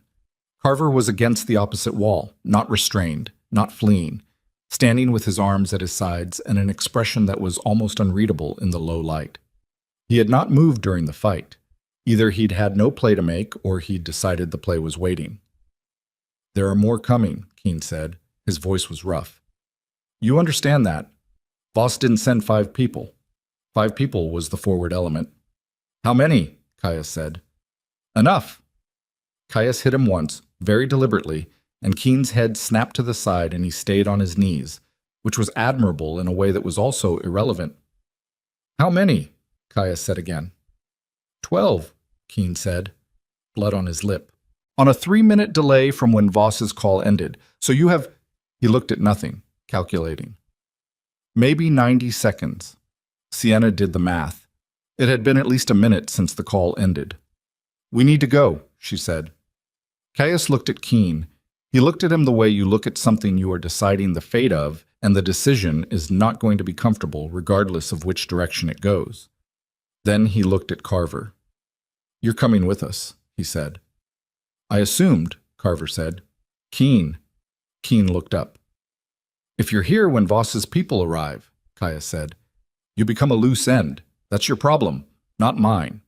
But if you move on my people in the building or my daughter, the word came out differently than the other words, with a weight it was still getting used to. They'll find pieces of you in 3 counties. He turned and walked toward the door, and Sienna went with him, Mara between them, Carver behind. The corridor was empty. The building was not. She could hear movement at the far end, from the loading dock entrance, the sound of people trying to move quietly in a space that carried sound further than they'd accounted for. Not 90 seconds. Less. Caius's remaining men were outside. They needed the east exit, the one opposite the loading dock, and they needed it in the next 30 seconds, and she did not know if there were people covering it already. There were. 2 men, east side exit, neither of them Caius's. She saw them as they came through the east door, and she pulled Mara back, and Caius stepped into the frame and shot the first one before the man's weapon was up, and the second one was faster. The second one had the gun already raised, and Sienna pushed past Caius and fired twice, and the second man went down, and she felt the pass of air that told her how close the return fire had been, close enough that it was a data point she chose not to fully process until later. Move, Caius said. They moved. Outside, the freight rail was running, a long, groaning weight of metal passing overhead on the elevated structure, and the noise of it covered them and covered everything. And the cold air hit her face like something physical. She could see Caius's vehicles at the far end of the lot. She could see 2 of his men already moving toward them at speed, having heard the shots. They ran. Mara ran well, flat-footed, efficient, no wasted motion. The girl had been terrified for hours, and she ran like she was grateful for the chance to move. And Sienna stayed at her shoulder, and they crossed the lot in the noise and the dark, and got to the first vehicle, and the door was open, and Sienna put Mara in and turned. Caius was 10 feet behind her. He was running, but the left side was slowing him, the hand still pressed to his ribs, the arm not moving right. And behind him, from the building's east exit, 3 men were coming through at speed. She leveled the Glock and fired twice. One of the 3 went down. The other 2 adjusted trajectories, and she was empty, and she knew she was empty before the slide locked back. Caius reached the vehicle. He got in. She got in. The door shut, and the driver was already moving. The window on her side cracked, a round, low caliber, didn't penetrate the glass fully, which meant the SUV was reinforced in the same way the first one had been. The lot disappeared behind them. The street appeared. The ordinary city appeared around them like a costume, like the whole unremarkable fabric of Chicago, at night pulling itself over what had just happened. Sienna put the empty gun on her knee. She looked at her hands. They were steady, which was physiological dishonesty on her body's part. She was not steady. She was the opposite of steady. She was held together by whatever biochemical process takes over when the alternative is coming apart, and she knew from experience that it would last approximately 40 minutes before the crash. "You're hurt," she said to Caius. "I'm fine." "That's not what I asked." He moved his hand from his side. She leaned across and lifted the edge of his shirt, and the wound was a graze, deep, ugly, a channel cut through the muscle of his left flank that was bleeding more than it was damaging. It would need closing. It would not kill him in the next hour. "Fine is an overstatement," she said. "Survivable is accurate." "Then I'm survivable." He pulled his shirt back down. His face was gray in the passing streetlights, and the jaw was set in the way of a man who has made pain into a policy position. Mara was in the third row, between two of Caius's men, and she was not crying. She was looking out the window with Elena's eyes and Elena's expression of restrained function, and when she caught Sienna looking at her, she said simply, "Thank you." "Your mother is safe," Sienna said. "We'll get you to her." Mara nodded and looked back out the window and did not do anything else, which was more composure than most adults Sienna knew could have managed. Carver was in the passenger seat. He had said nothing since the building. He said nothing now. He sat with his hands on his thighs and looked at the road ahead, and whatever was happening inside his head did not surface. Caius's phone was ringing. He looked at the screen and answered and listened for 30 seconds and said, "Where?" Listened again. "We'll be there in 20. Confirm the connection is secure." He hung up. "What?" Sienna said. The building is intact. Elena has Lila. He kept his eyes on the road ahead. Reyes got through to Halloran, the DOJ contact. He's willing to take a preliminary call tonight. His jaw shifted. There's something else. She waited. Reyes found a secondary document set in the Ashfield Meridian files. Things that weren't in Petrov's envelope. He stopped. Then, my grandfather's original arrangement with the consortium in 1975, there's a named co-signatory, someone who facilitated the initial capital transfer, someone who stayed in the structure as a silent oversight position for the consortium for the last 40 years. Who? She said. He looked at her. A man named Raymond Cross, he said, who died in 2018, whose estate passed to his only surviving family member. A pause. His daughter. The city moved past the windows.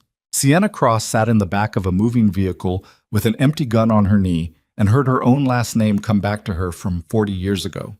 From a man she had buried with grief she hadn't questioned because she'd had no reason to question it, and felt the architecture of everything she'd understood about her own life begin to shift at its foundations. My father, she said. Yes. My father was involved in this. Yes. She looked out the window. The lake was somewhere to the east, invisible, present.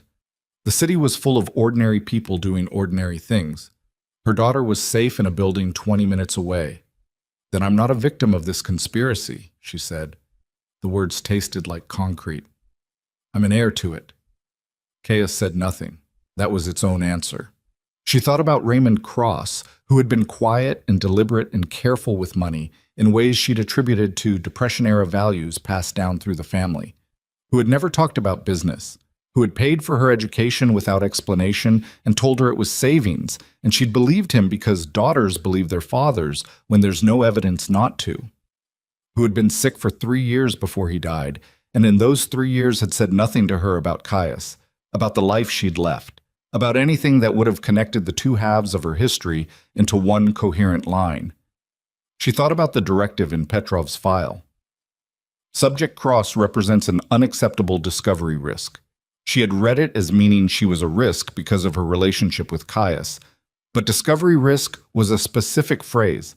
It meant risk of discovery, risk that she would discover something about her father, about what her father had built, about what her father had been. He knew, she said. Not a question. I don't know how much he knew about what happened to you specifically, Caius said. The documents don't go that deep. But he knew about the trust, about the consortium, about what they were protecting.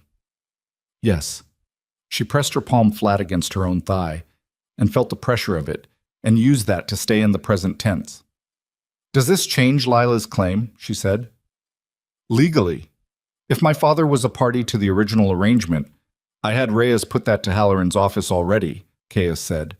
Preliminary answer is no. Lila's claim derives from my bloodline, not yours. Your father's involvement complicates the civil proceedings, but it doesn't touch the inheritance mechanism. He looked at her. You're not going to lose her claim because of what he did. She breathed, in and out. The graze wound on his side was still bleeding, slowly, darkening the shirt. Halloran, she said, the DOJ contact. If we get him everything tonight, Petrov's file, Carver's originals, the Ashfield Meridian secondary documents, how fast does this move? Fast enough, Caius said. The board members are public figures, a federal judge, 2 senators. Halloran's office has wanted leverage on the judge for 3 years on a separate matter. This gives him everything he needs, and then some. And Voss. Voss is 63 years old and has been insulated by legitimate business structures for 20 years. He'll lawyer up the moment Halloran's office moves. He'll have advance warning. He has people everywhere. His voice was controlled, but she could hear the thing underneath it, the thing that had been building since Carver said the name Victor Moretti in the storage unit. He might run. Then he can't run far enough, she said. You know that. I know that, he said. The SUV turned north, and the skyline reorganized itself through the window, and Sienna Cross sat with the knowledge of her father's choices spreading through her chest like cold water through cracked concrete, and she made herself breathe through it because there was still everything ahead of them, and breathe was the only instruction that applied to all of it equally. The new location was a private medical facility on the north side, the kind that existed to be discreet, that had no signage beyond a street number, that serviced people who needed professional medical attention without professional medical documentation. A man who did not introduce himself met them at the vehicle and looked at Caius's side and said, without inflection, 40 minutes. 20, Caius said. 30, the man said, and turned and walked inside, and Caius followed him because argument was a luxury.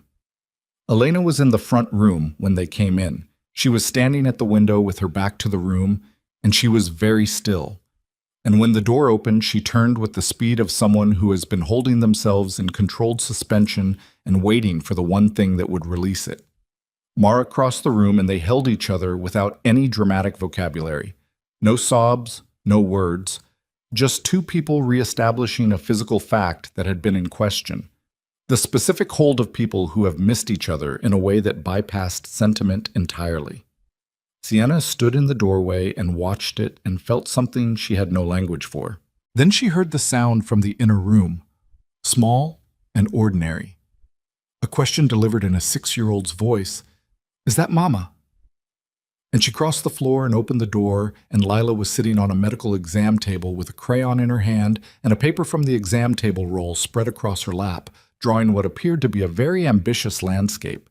And she looked up when the door opened and said, "Mama, there you are," in the tone of someone who had been mildly inconvenienced rather than terrified. And Sienna crossed the room and picked her up and held her with her face in Lila's hair and breathed. "You're squishing me," Lila said. "Yes," Sienna said, and did not stop. Reyes had set up a communications station on the facility's administrative desk. Laptop, encrypted connection, 2 phones. He was already on with Halloran's office when Sienna came out of the inner room with Lila on her hip. Carver sat against the wall with his arms crossed and his eyes on the middle distance, performing the patience of a man who has put his survival into someone else's hands and is managing the experience of that. "The connection is clean," Reyes said. "Halloran's on in 4 minutes." "Where's Caius?" Sienna said, still with the doctor. She looked at the clock, looked at the door to the treatment room, looked at the laptop and the 4 minutes. "I'll take the call," she said. Reyes looked at her. She held his gaze and he made the calculation she needed him to make, and turned the laptop toward her and adjusted the camera. The call came through at the top of the 4th minute.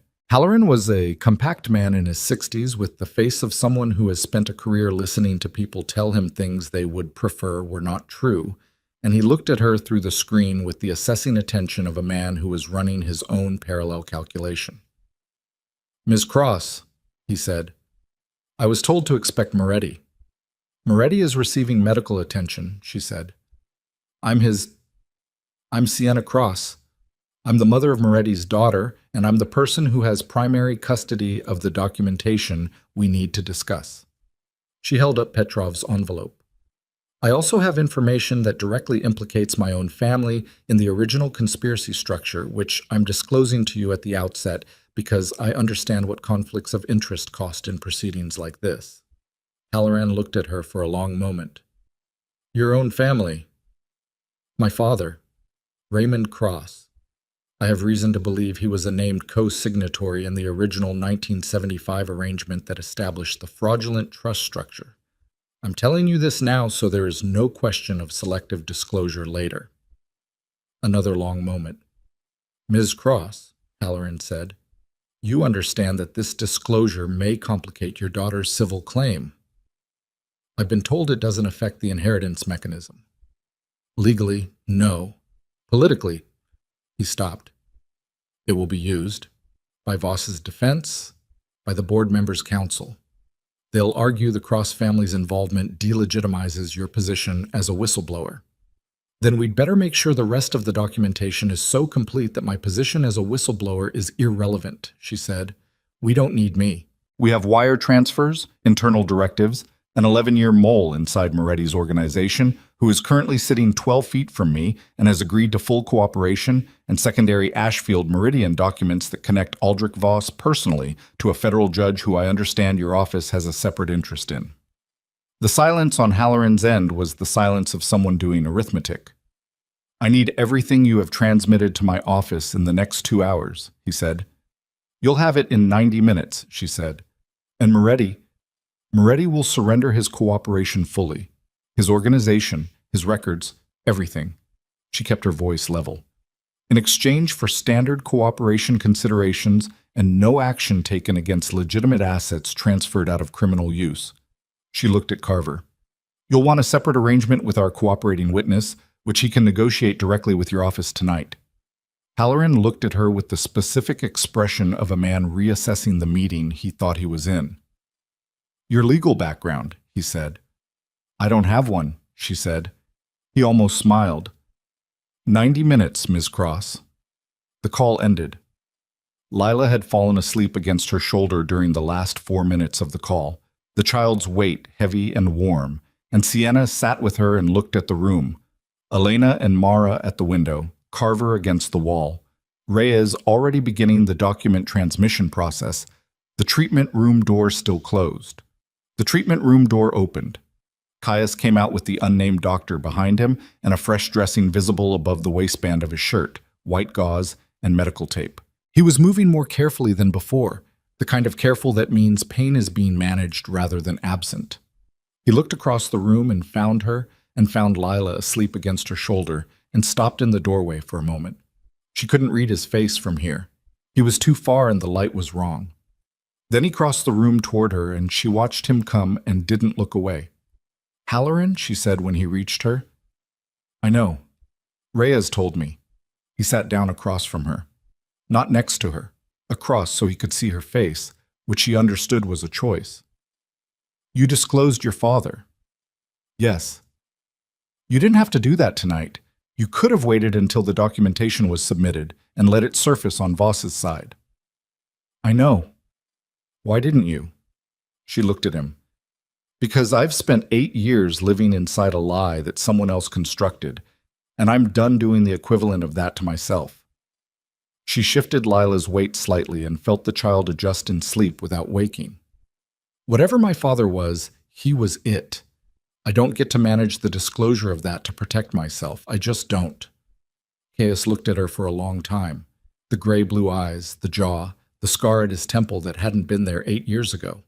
All the time that had happened to both of them while they were somewhere else. The documents go to Halloran in 90 minutes, she said. After that, Voss will know. He'll try to move. Assets, people, himself. You have... She paused. Whatever you need to do to make sure he doesn't move. I'm not going to ask you about the specifics. No, he said. You're not. I need you to understand something. She held his gaze. Whatever comes after tonight, and there's a lot that comes after tonight, things about your grandfather and my father in 8 years and what we were and what we're going to have to figure out about Lila, all of it. I'm not running from it. I'm done running. But I need you to know that tonight I made decisions that I made. Not because you protected me or because I was afraid. Because they were right. He said nothing for a moment. Then, I know that. Do you? Yes. Something in his voice had changed register. Not softer, different. The way a very controlled instrument sounds when it's finally being played in the correct key. I've known that since the hospital. Since you looked at me in that hallway and didn't run for 30 extra seconds because you were deciding whether I was a threat. He looked at Lila. She has your stubbornness, he said. The way she held that activity book. The way she told me the horse looked like a potato. She has your eyes, Sienna said. I know. A pause. I don't know what to do with that yet. Neither do I, she said. We figure it out after. He nodded, started to rise, stopped. Voss, he said. He's moving tonight. Halloran's office isn't fast enough to cover everything. He looked at her steadily. There are things I'm going to do in the next 6 hours that I can't take back and that will close certain doors permanently, to the life I had, to what I was. His jaw set. I need you to understand that going in. She looked at him for a long moment. What doors are you keeping open? She said. He looked at Lila. That one, he said. The room was quiet. Mara was asleep against Elena's shoulder now, the mother and daughter rearranged into the configuration of exhaustion and relief. Carver was still against the wall, patient, waiting for the process he'd set in motion to reach its next phase. Reyes was transmitting, The quiet mechanical work of documentation crossing from one world into another. Outside, somewhere in the city, Aldrich Voss was receiving information and making decisions, and the clock on 90 minutes was running. Caius's phone lit up. He looked at the screen and showed it to her without being asked. One message, a location, an address on the south side, the old industrial corridor along the river, and below it, 4 words from a number she didn't recognize but whose content told her who had sent it. "He knows you're coming." And below that, one more line, sent 30 seconds after the first, that landed in the room like something thrown from a great height. "I'm already there. So is Lila's birth record, the real one, the one that proves what Petrov didn't know." The address was a decommissioned steel mill on the south bank of the Chicago River, the kind of structure that the city had been meaning to demolish for 15 years and kept not demolishing because the cost estimates kept coming back wrong, and the ownership was buried in a succession of holding companies that nobody had untangled yet. Sienna knew, without being told, that one of those holding companies was Ashfield Meridian. She knew without being told that this was where it had always been going to end, not because of fate. She didn't believe in fate, but because men like Voss built their endgames into geography, the way other men built them into documents, and this particular geography had been waiting. The message sat on Caius's phone between them. "I'm already there. So is Lila's birth record, the real one, the one that proves what Petrov didn't know." "Who sent it?" Sienna said. "Unknown number." Caius turned the phone over in his hands. "But Petrov is dead. Carver didn't send it. He's been here. Keen is either running or dead." He looked at her. "Which means someone has been in this from the beginning who hasn't surfaced yet. Someone who has the original birth record." "Yes." She thought about the clinic visit. 19 months pregnant, just past the first trimester. The intake forms that had listed probable paternity. The clinic she'd left and never returned to. She thought about the chain of custody of a document like that. Who would have preserved it? Who would have kept it for 7 years when it could have been used or destroyed at any point? Someone who was waiting for the right moment. Someone who understood its value precisely because they understood what it proved.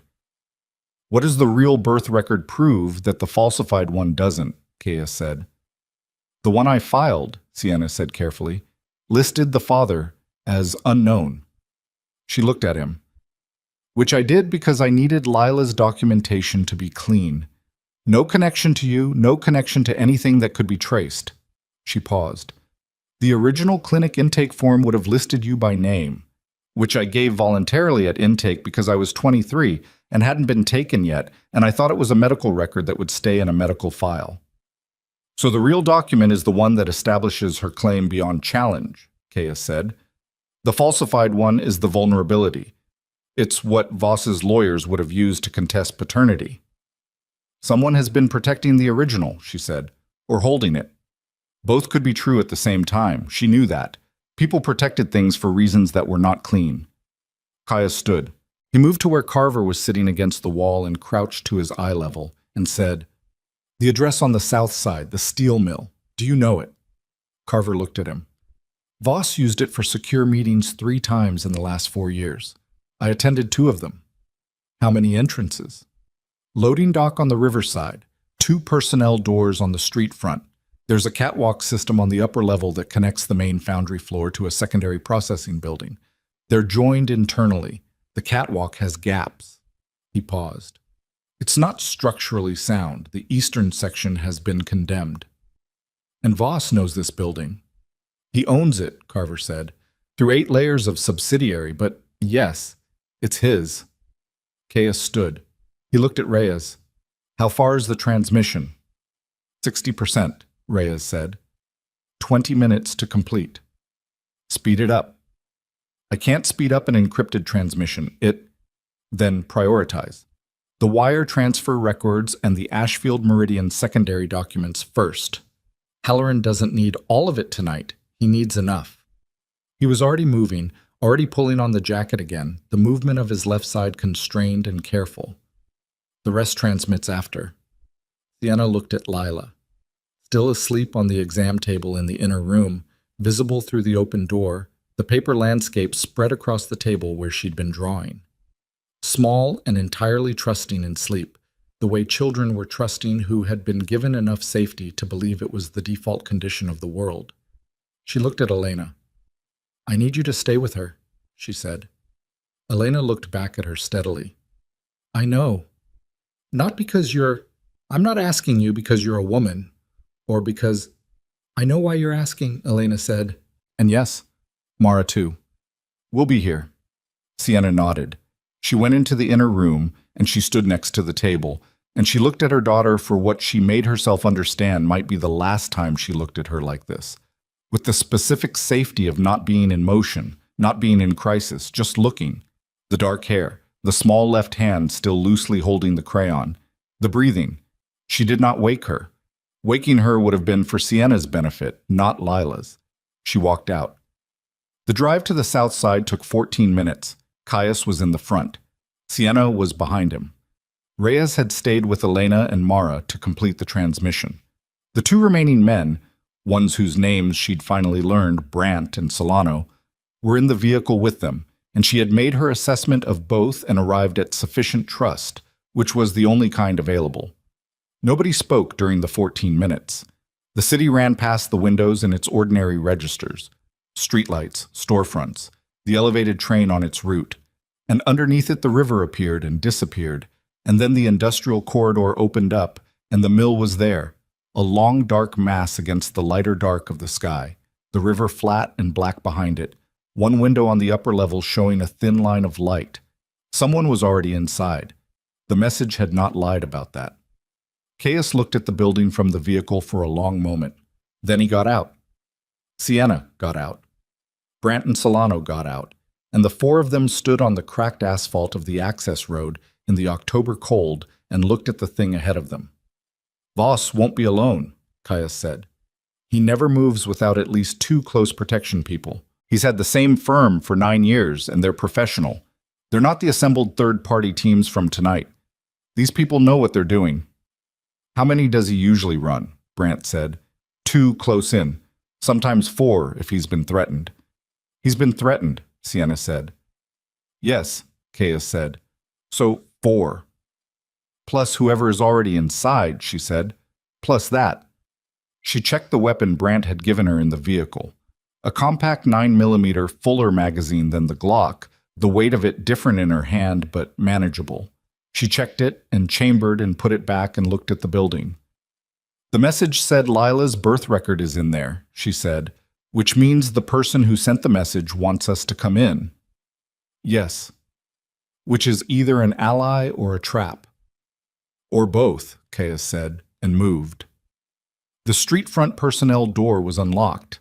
That was the second unlocked door of the evening, and she noted it the same way she'd noted the first, as information, as the deliberate grammar of someone who wanted to control the path. They went through it in the order Caius chose, which put him first and Sienna second, and Brandt and Solano covering, and the interior of the building swallowed them in the particular darkness of very large spaces that have not been lit in a long time. The foundry floor was enormous. The scale of it was industrial in a way that took a moment to process. Ceiling 40 feet up, the ghost of overhead crane rails, the hulking shapes of equipment that had not moved in 20 years draped in the specific silence of machinery made permanently still. The concrete floor was cracked and pooled with old water that reflected the light from the upper level in broken fragments. The light was coming from the catwalk. They crossed the foundry floor in the dark, navigating by the reflected fragments, and found the stairwell that led to the catwalk level. The stairs were metal, and they rang with each step despite the care with which they placed their feet, the sound rising into the space above them, announcing them to anyone who was listening. The catwalk was a steel walkway suspended between the main foundry building and the secondary processing structure, maybe 60 feet long, with a railing on one side that had partly given way and nothing on the other side but a drop to the foundry floor. The light was from 2 work lamps at the far end, the same LED type as the storage unit, set up on stands, flooding the junction between the catwalk and the secondary building in harsh white. Voss was there. 63, as Caius had said, But the number didn't convey much because Aldrich Voss in person had the quality of something built rather than aged. Thick through the shoulders, economical in movement, the kind of physical presence that came from years of understanding that size was a form of communication. He was standing at the catwalk junction with two men flanking him, both of them with the professional stillness of the close protection unit Caius had described. Two more behind them, partially visible in the secondary building's entrance. And standing to Voss's left, not restrained, not flanked, standing with his hands in his coat pockets and his thin face showing the particular expression of a man who had been waiting for this specific convergence for a long time, was Petrov. Sienna stopped moving. Petrov looked at her across the 60 feet of catwalk. He was not dead. He had the look of a man who had wanted specific people to believe he was dead and had succeeded at it. The coat was different, heavier, darker, but the face was the same lined exhaustion, the same eyes that had looked at her through her apartment door and assessed her and found her sufficient for the purpose he needed her for. "Ms. Cross," he said. She heard Caius beside her go very still. "You're alive," she said. "Yes. No apology in it. I needed Voss's people to stop looking for me. The most efficient way to do that was to let them believe they'd found me." He looked at Caius. "Mr. Moretti, the last time I was this close to you was 2019. You wouldn't remember. I was part of the catering staff at a fundraiser." "Who are you?" Caius said. His voice was its quietest register. "I worked for your grandfather," Petrov said. "Not for Victor Moretti, the consortium figure. For Victor Moretti, the man, who in 1987, 5 years after he made the arrangement that destroyed his family's future, began to understand what he'd done and spent the last 6 years of his life trying to build a mechanism to undo it." He reached into his coat. Voss's men moved and Petrov stopped and said flatly, "A document. I'm removing a document. If your people shoot me before I do that, everything I know goes with me and you spend the next 3 years in litigation." The men held. Petrov removed a sealed envelope, older than Petrov's envelope, the paper yellowed at the edges, and held it up. Victor's personal record of the 1975 arrangement, his own handwriting, his own documentation of coercion. He was coerced, Ms. Cross. The story is more complicated than the financial records suggest, and his own authenticated counter-arrangement, drafted in 1991 and witnessed by two people who are still alive, establishing the trust reversion mechanism in the event that a biological heir of the direct Moretti line could be documented beyond challenge. He lowered the envelope. "I've been holding this for 31 years, he said. "Victor gave it to me when he understood he was dying. He told me to wait for the right circumstance. He was not specific about what that meant. I have spent 3 decades deciding what it means." "The birth record," Sienna said. Petrov reached into the other pocket. A second envelope, smaller, newer.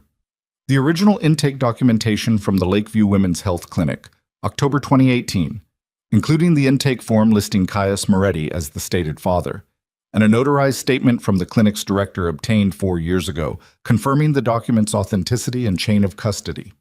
He paused. "The clinic director didn't know who she was notarizing for. I told her it was an estate matter." "Give it to her," Caius said. Petrov looked at Voss. Voss had not spoken. He had been standing at the junction with the precise quality of a man who was letting something play out because he had not yet identified the move that ended it in his favor, and Sienna understood from that quality that Voss was still calculating, that he had not conceded anything yet, and that the two men at the catwalk flanks and the two in the secondary building entrance were all the calculation he needed. "Mr. Voss," Petrov said, "I want you to understand something. The documents I transmitted to the DOJ tonight," he looked at Sienna. "I transmitted my copies 3 hours ago, before I came here. Before I allowed your people to believe they had eliminated me." Back to Voss. "They are complete. They include Victor Moretti's personal record, which implicates the original 1975 consortium members by name. Several of those members have living estates. Several of them are connected to your current business structure." He let that sit. "You cannot buy, eliminate, or legally suppress what has already been transmitted. The question now is whether you walk out of this building or don't." The catwalk was very quiet. The river was somewhere below and outside, moving in the dark. Voss looked at Petrov for a long moment. Then he looked at Caius. Then at Sienna. He did it with the unhurried assessment of a man who had spent 60 years evaluating situations and outcomes, and when he finished the evaluation, his face showed something she had not expected. Exhaustion. Not defeat. Something more fundamental than defeat. The specific depletion of a man who has been maintaining a construction for so long that the maintenance itself has become the whole of his life, and who has just looked at the construction clearly enough to understand it was always going to end here. The board members, he said, not to any of them specifically, to the air, the way Caius had spoken to the air in the storage unit when he heard his grandfather's name. They'll cooperate.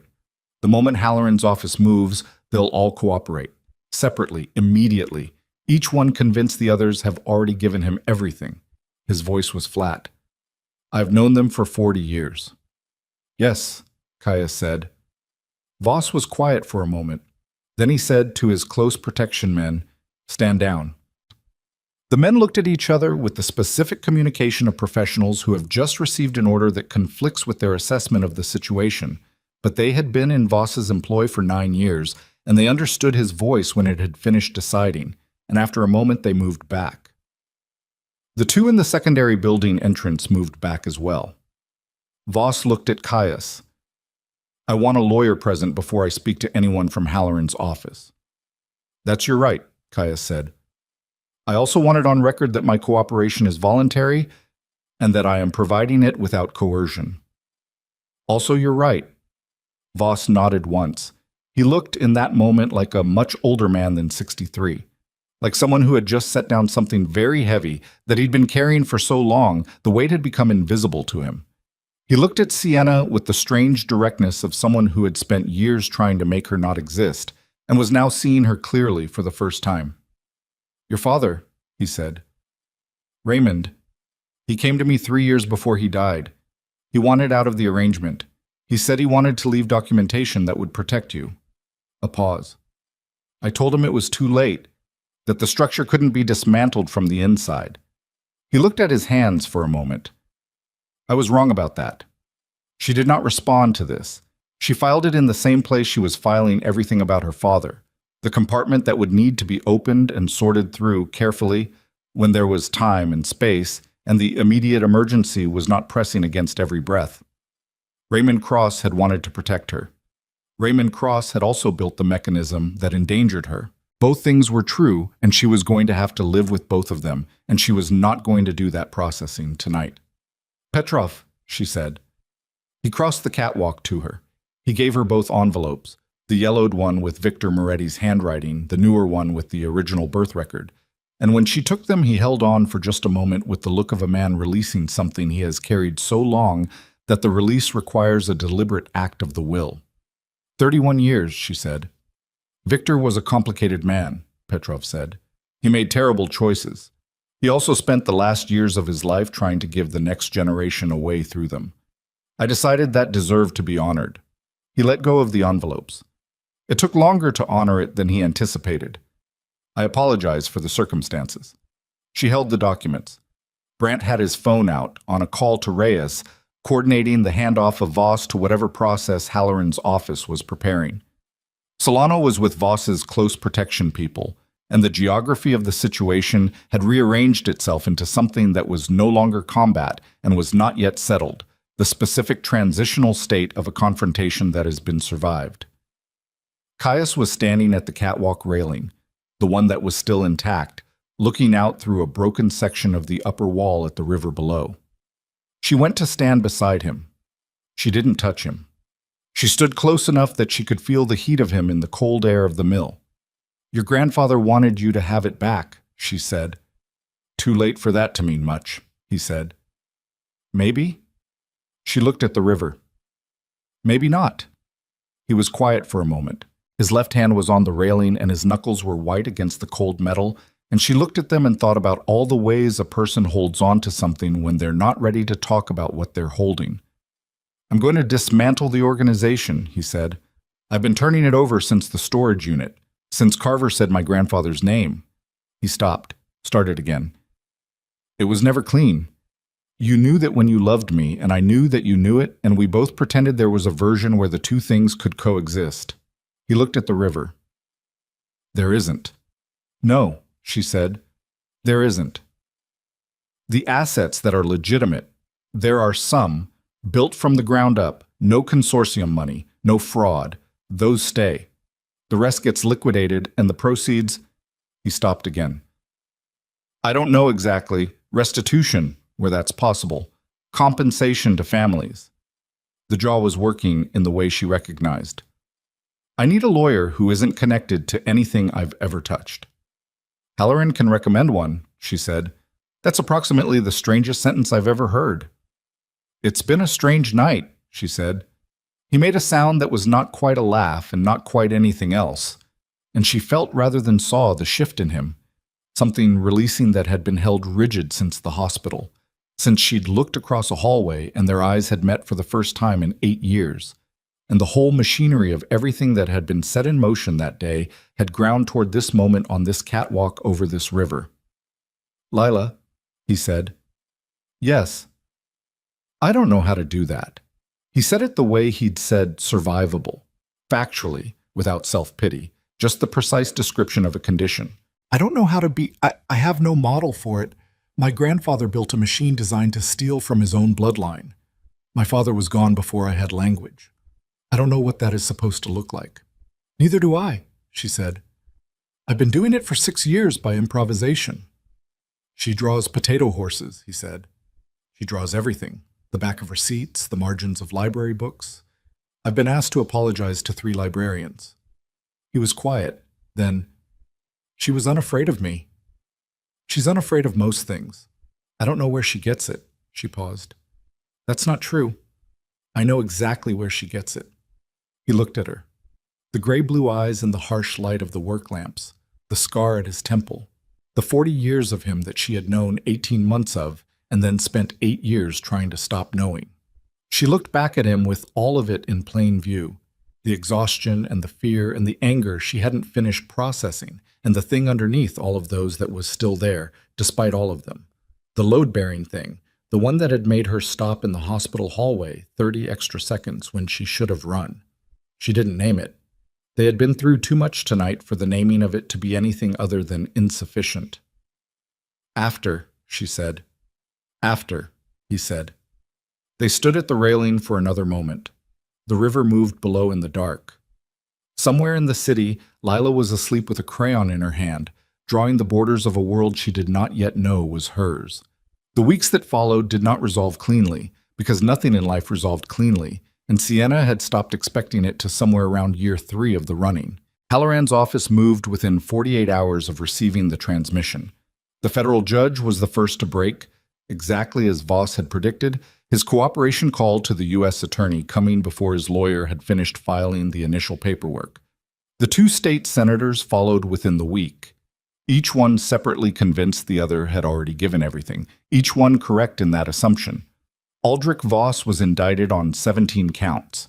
His legal team was expensive and experienced, and the proceedings would take years, which Halloran had said from the beginning, and which Sienna had accepted because years was still better than never, and never was what 40 years of careful construction had been designed to produce. Carver received his immunity arrangement. He gave Halloran everything he had, and it was, as he had promised, more complete than Petrov's documentation. He was relocated under a new identity to a city he had not disclosed, and she did not ask which one. She thought about him occasionally, not with warmth, not with resentment, with the neutral acknowledgement she gave to instruments that had served a function and been set aside. Petrov disappeared again. He sent a single letter, handwritten, to the address Sienna gave him. The new apartment, the one in the same neighborhood as the school Lila had finally stopped changing. The letter said only, Victor would have been glad to know it ended this way. I was glad to know it ended at all. She kept the letter in the same drawer as the documents. She didn't know what else to do with it. The legal proceedings to restore the trust to Lila's name took 8 months. The attorney Halloran recommended was a woman in her 50s named Vasquez, who had the particular quality of competence that manifested as total absence of drama. and she navigated the civil proceedings with a patience that Sienna found both admirable and occasionally maddening. The opposing counsel attempted 3 times to use the falsified birth registration as grounds for contesting paternity. Each time, Vasquez produced Victor Moretti's personal record and the authenticated original and the notarized statement from the clinic director and waited for the opposing argument to collapse, which it did, each time, with the resigned efficiency of a structure that has been undermined at its foundation. $4.3 billion was a number Sienna could not make real in her daily life. She had tried several times and given up. Lila's relationship to it was managed through a trust structure that Vasquez designed, and that would not become fully accessible until Lila was 25. And in the interim, the assets generated income that was directed partly to the restitution fund Caius had established, and partly to a foundation that Sienna found herself, almost without intending to, running. The foundation did quiet work: family legal assistance, documentation support, the kind of practical help that mattered to people who needed to disappear safely, or more often, to stop having to. She was good at it. She had, it turned out, more expertise in the subject matter than most. Caius dismantled the organization over 4 months. He did it methodically and without ceremony, and the process cost him things she only understood the weight of afterward. Connections that had been the infrastructure of his entire adult life. People who had been, in the particular compressed way of that world, the closest thing he'd had to family, relationships that did not survive the dissolution because they had been constituted by the structure that was dissolving. He came out the other side of it thinner in ways that were not physical, quieter in ways that were not calm, and with the specific quality of someone who has burned the ground they were standing on and is now learning what it means to stand somewhere else. He was not good at it at first, the somewhere else. He was, however, present for it. That was the thing she held on to in the early months when present was the most she could say for either of them.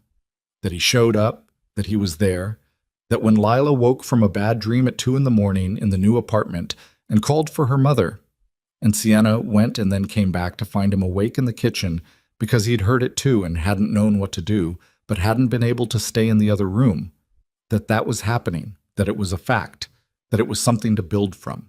She did not rush what came after. She had spent 8 years in the aftermath of a love she'd been told was a lie, and she approached the rebuilding of it with the same careful practicality she brought to everything, checking the load, testing the weight, not putting anything on a surface before she understood what the surface could hold.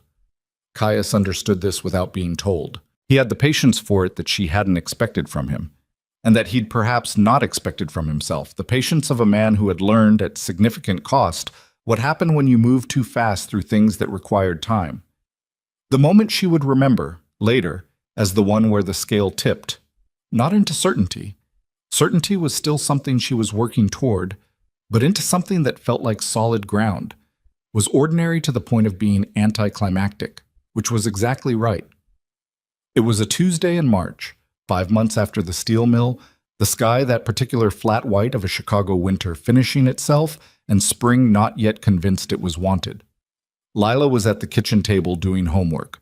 Actual homework now. The school had a policy about it. Mrs. Kowalski sent notes. And Caius was across the table from her, not doing homework, but present in the way he was learning to be present, which was with his phone face down and his attention accessible. Lila was explaining something about the water cycle, the pedagogical approach of which was apparently to draw clouds and label them, and Caius was listening with the expression Sienna had seen him use in high-stakes negotiations, except that it was directed at a 7-year-old's interpretation of evaporation. "That's condensation," Lila said, pointing at her cloud. "Right," Caius said, "and then it precipitates." Precipitates. That means falls down. She looked at him with the expression she used when she was assessing whether someone was keeping up. "Did you know that?" "I did," he said. "Okay." She went back to the drawing. After a moment she said, without looking up, in the tone of someone raising a practical administrative matter, "Are you going to live here?" Caius was very still for a moment. Sienna, at the counter, did not move. "I don't know yet," he said, which was the honest answer, and therefore the right one. Lila considered this with the drawing. Then, "Okay, you can sit here while we figure it out." She went back to the cloud. Caius looked at Sienna across the kitchen, and Sienna looked back at him, and the thing between them in that moment had no name and did not need one. The lakeside ceremony happened in September. 14 people. Elena and Mara, who had taken to showing up on Saturday mornings with pastries and the expectation of being fed, which Sienna had also somehow not intended and also found herself arranging her Saturday mornings around. Reyes, who had not gone back to whatever he'd been before, and whose skill set Sienna had quietly redirected toward the Foundation's operations. Vasquez, who came without her legal face on and laughed at Brandt's toast in a way that suggested she had a personality she kept professionally suppressed. A handful of others who had stood at the edges of the worst nights and not moved. Lila was the one who asked to hold both rings until the right moment. She held them in her closed fist with the gravity of someone entrusted with something important, and when the moment came, she opened her hand and looked at each of them in turn with those steel blue eyes that had started everything. The eyes that had stopped a man cold in a hospital hallway and unraveled 8 years of careful, painful, necessary lies. And she said, in the tone she used when something was settled, "Okay." The lake was flat and silver in the September light.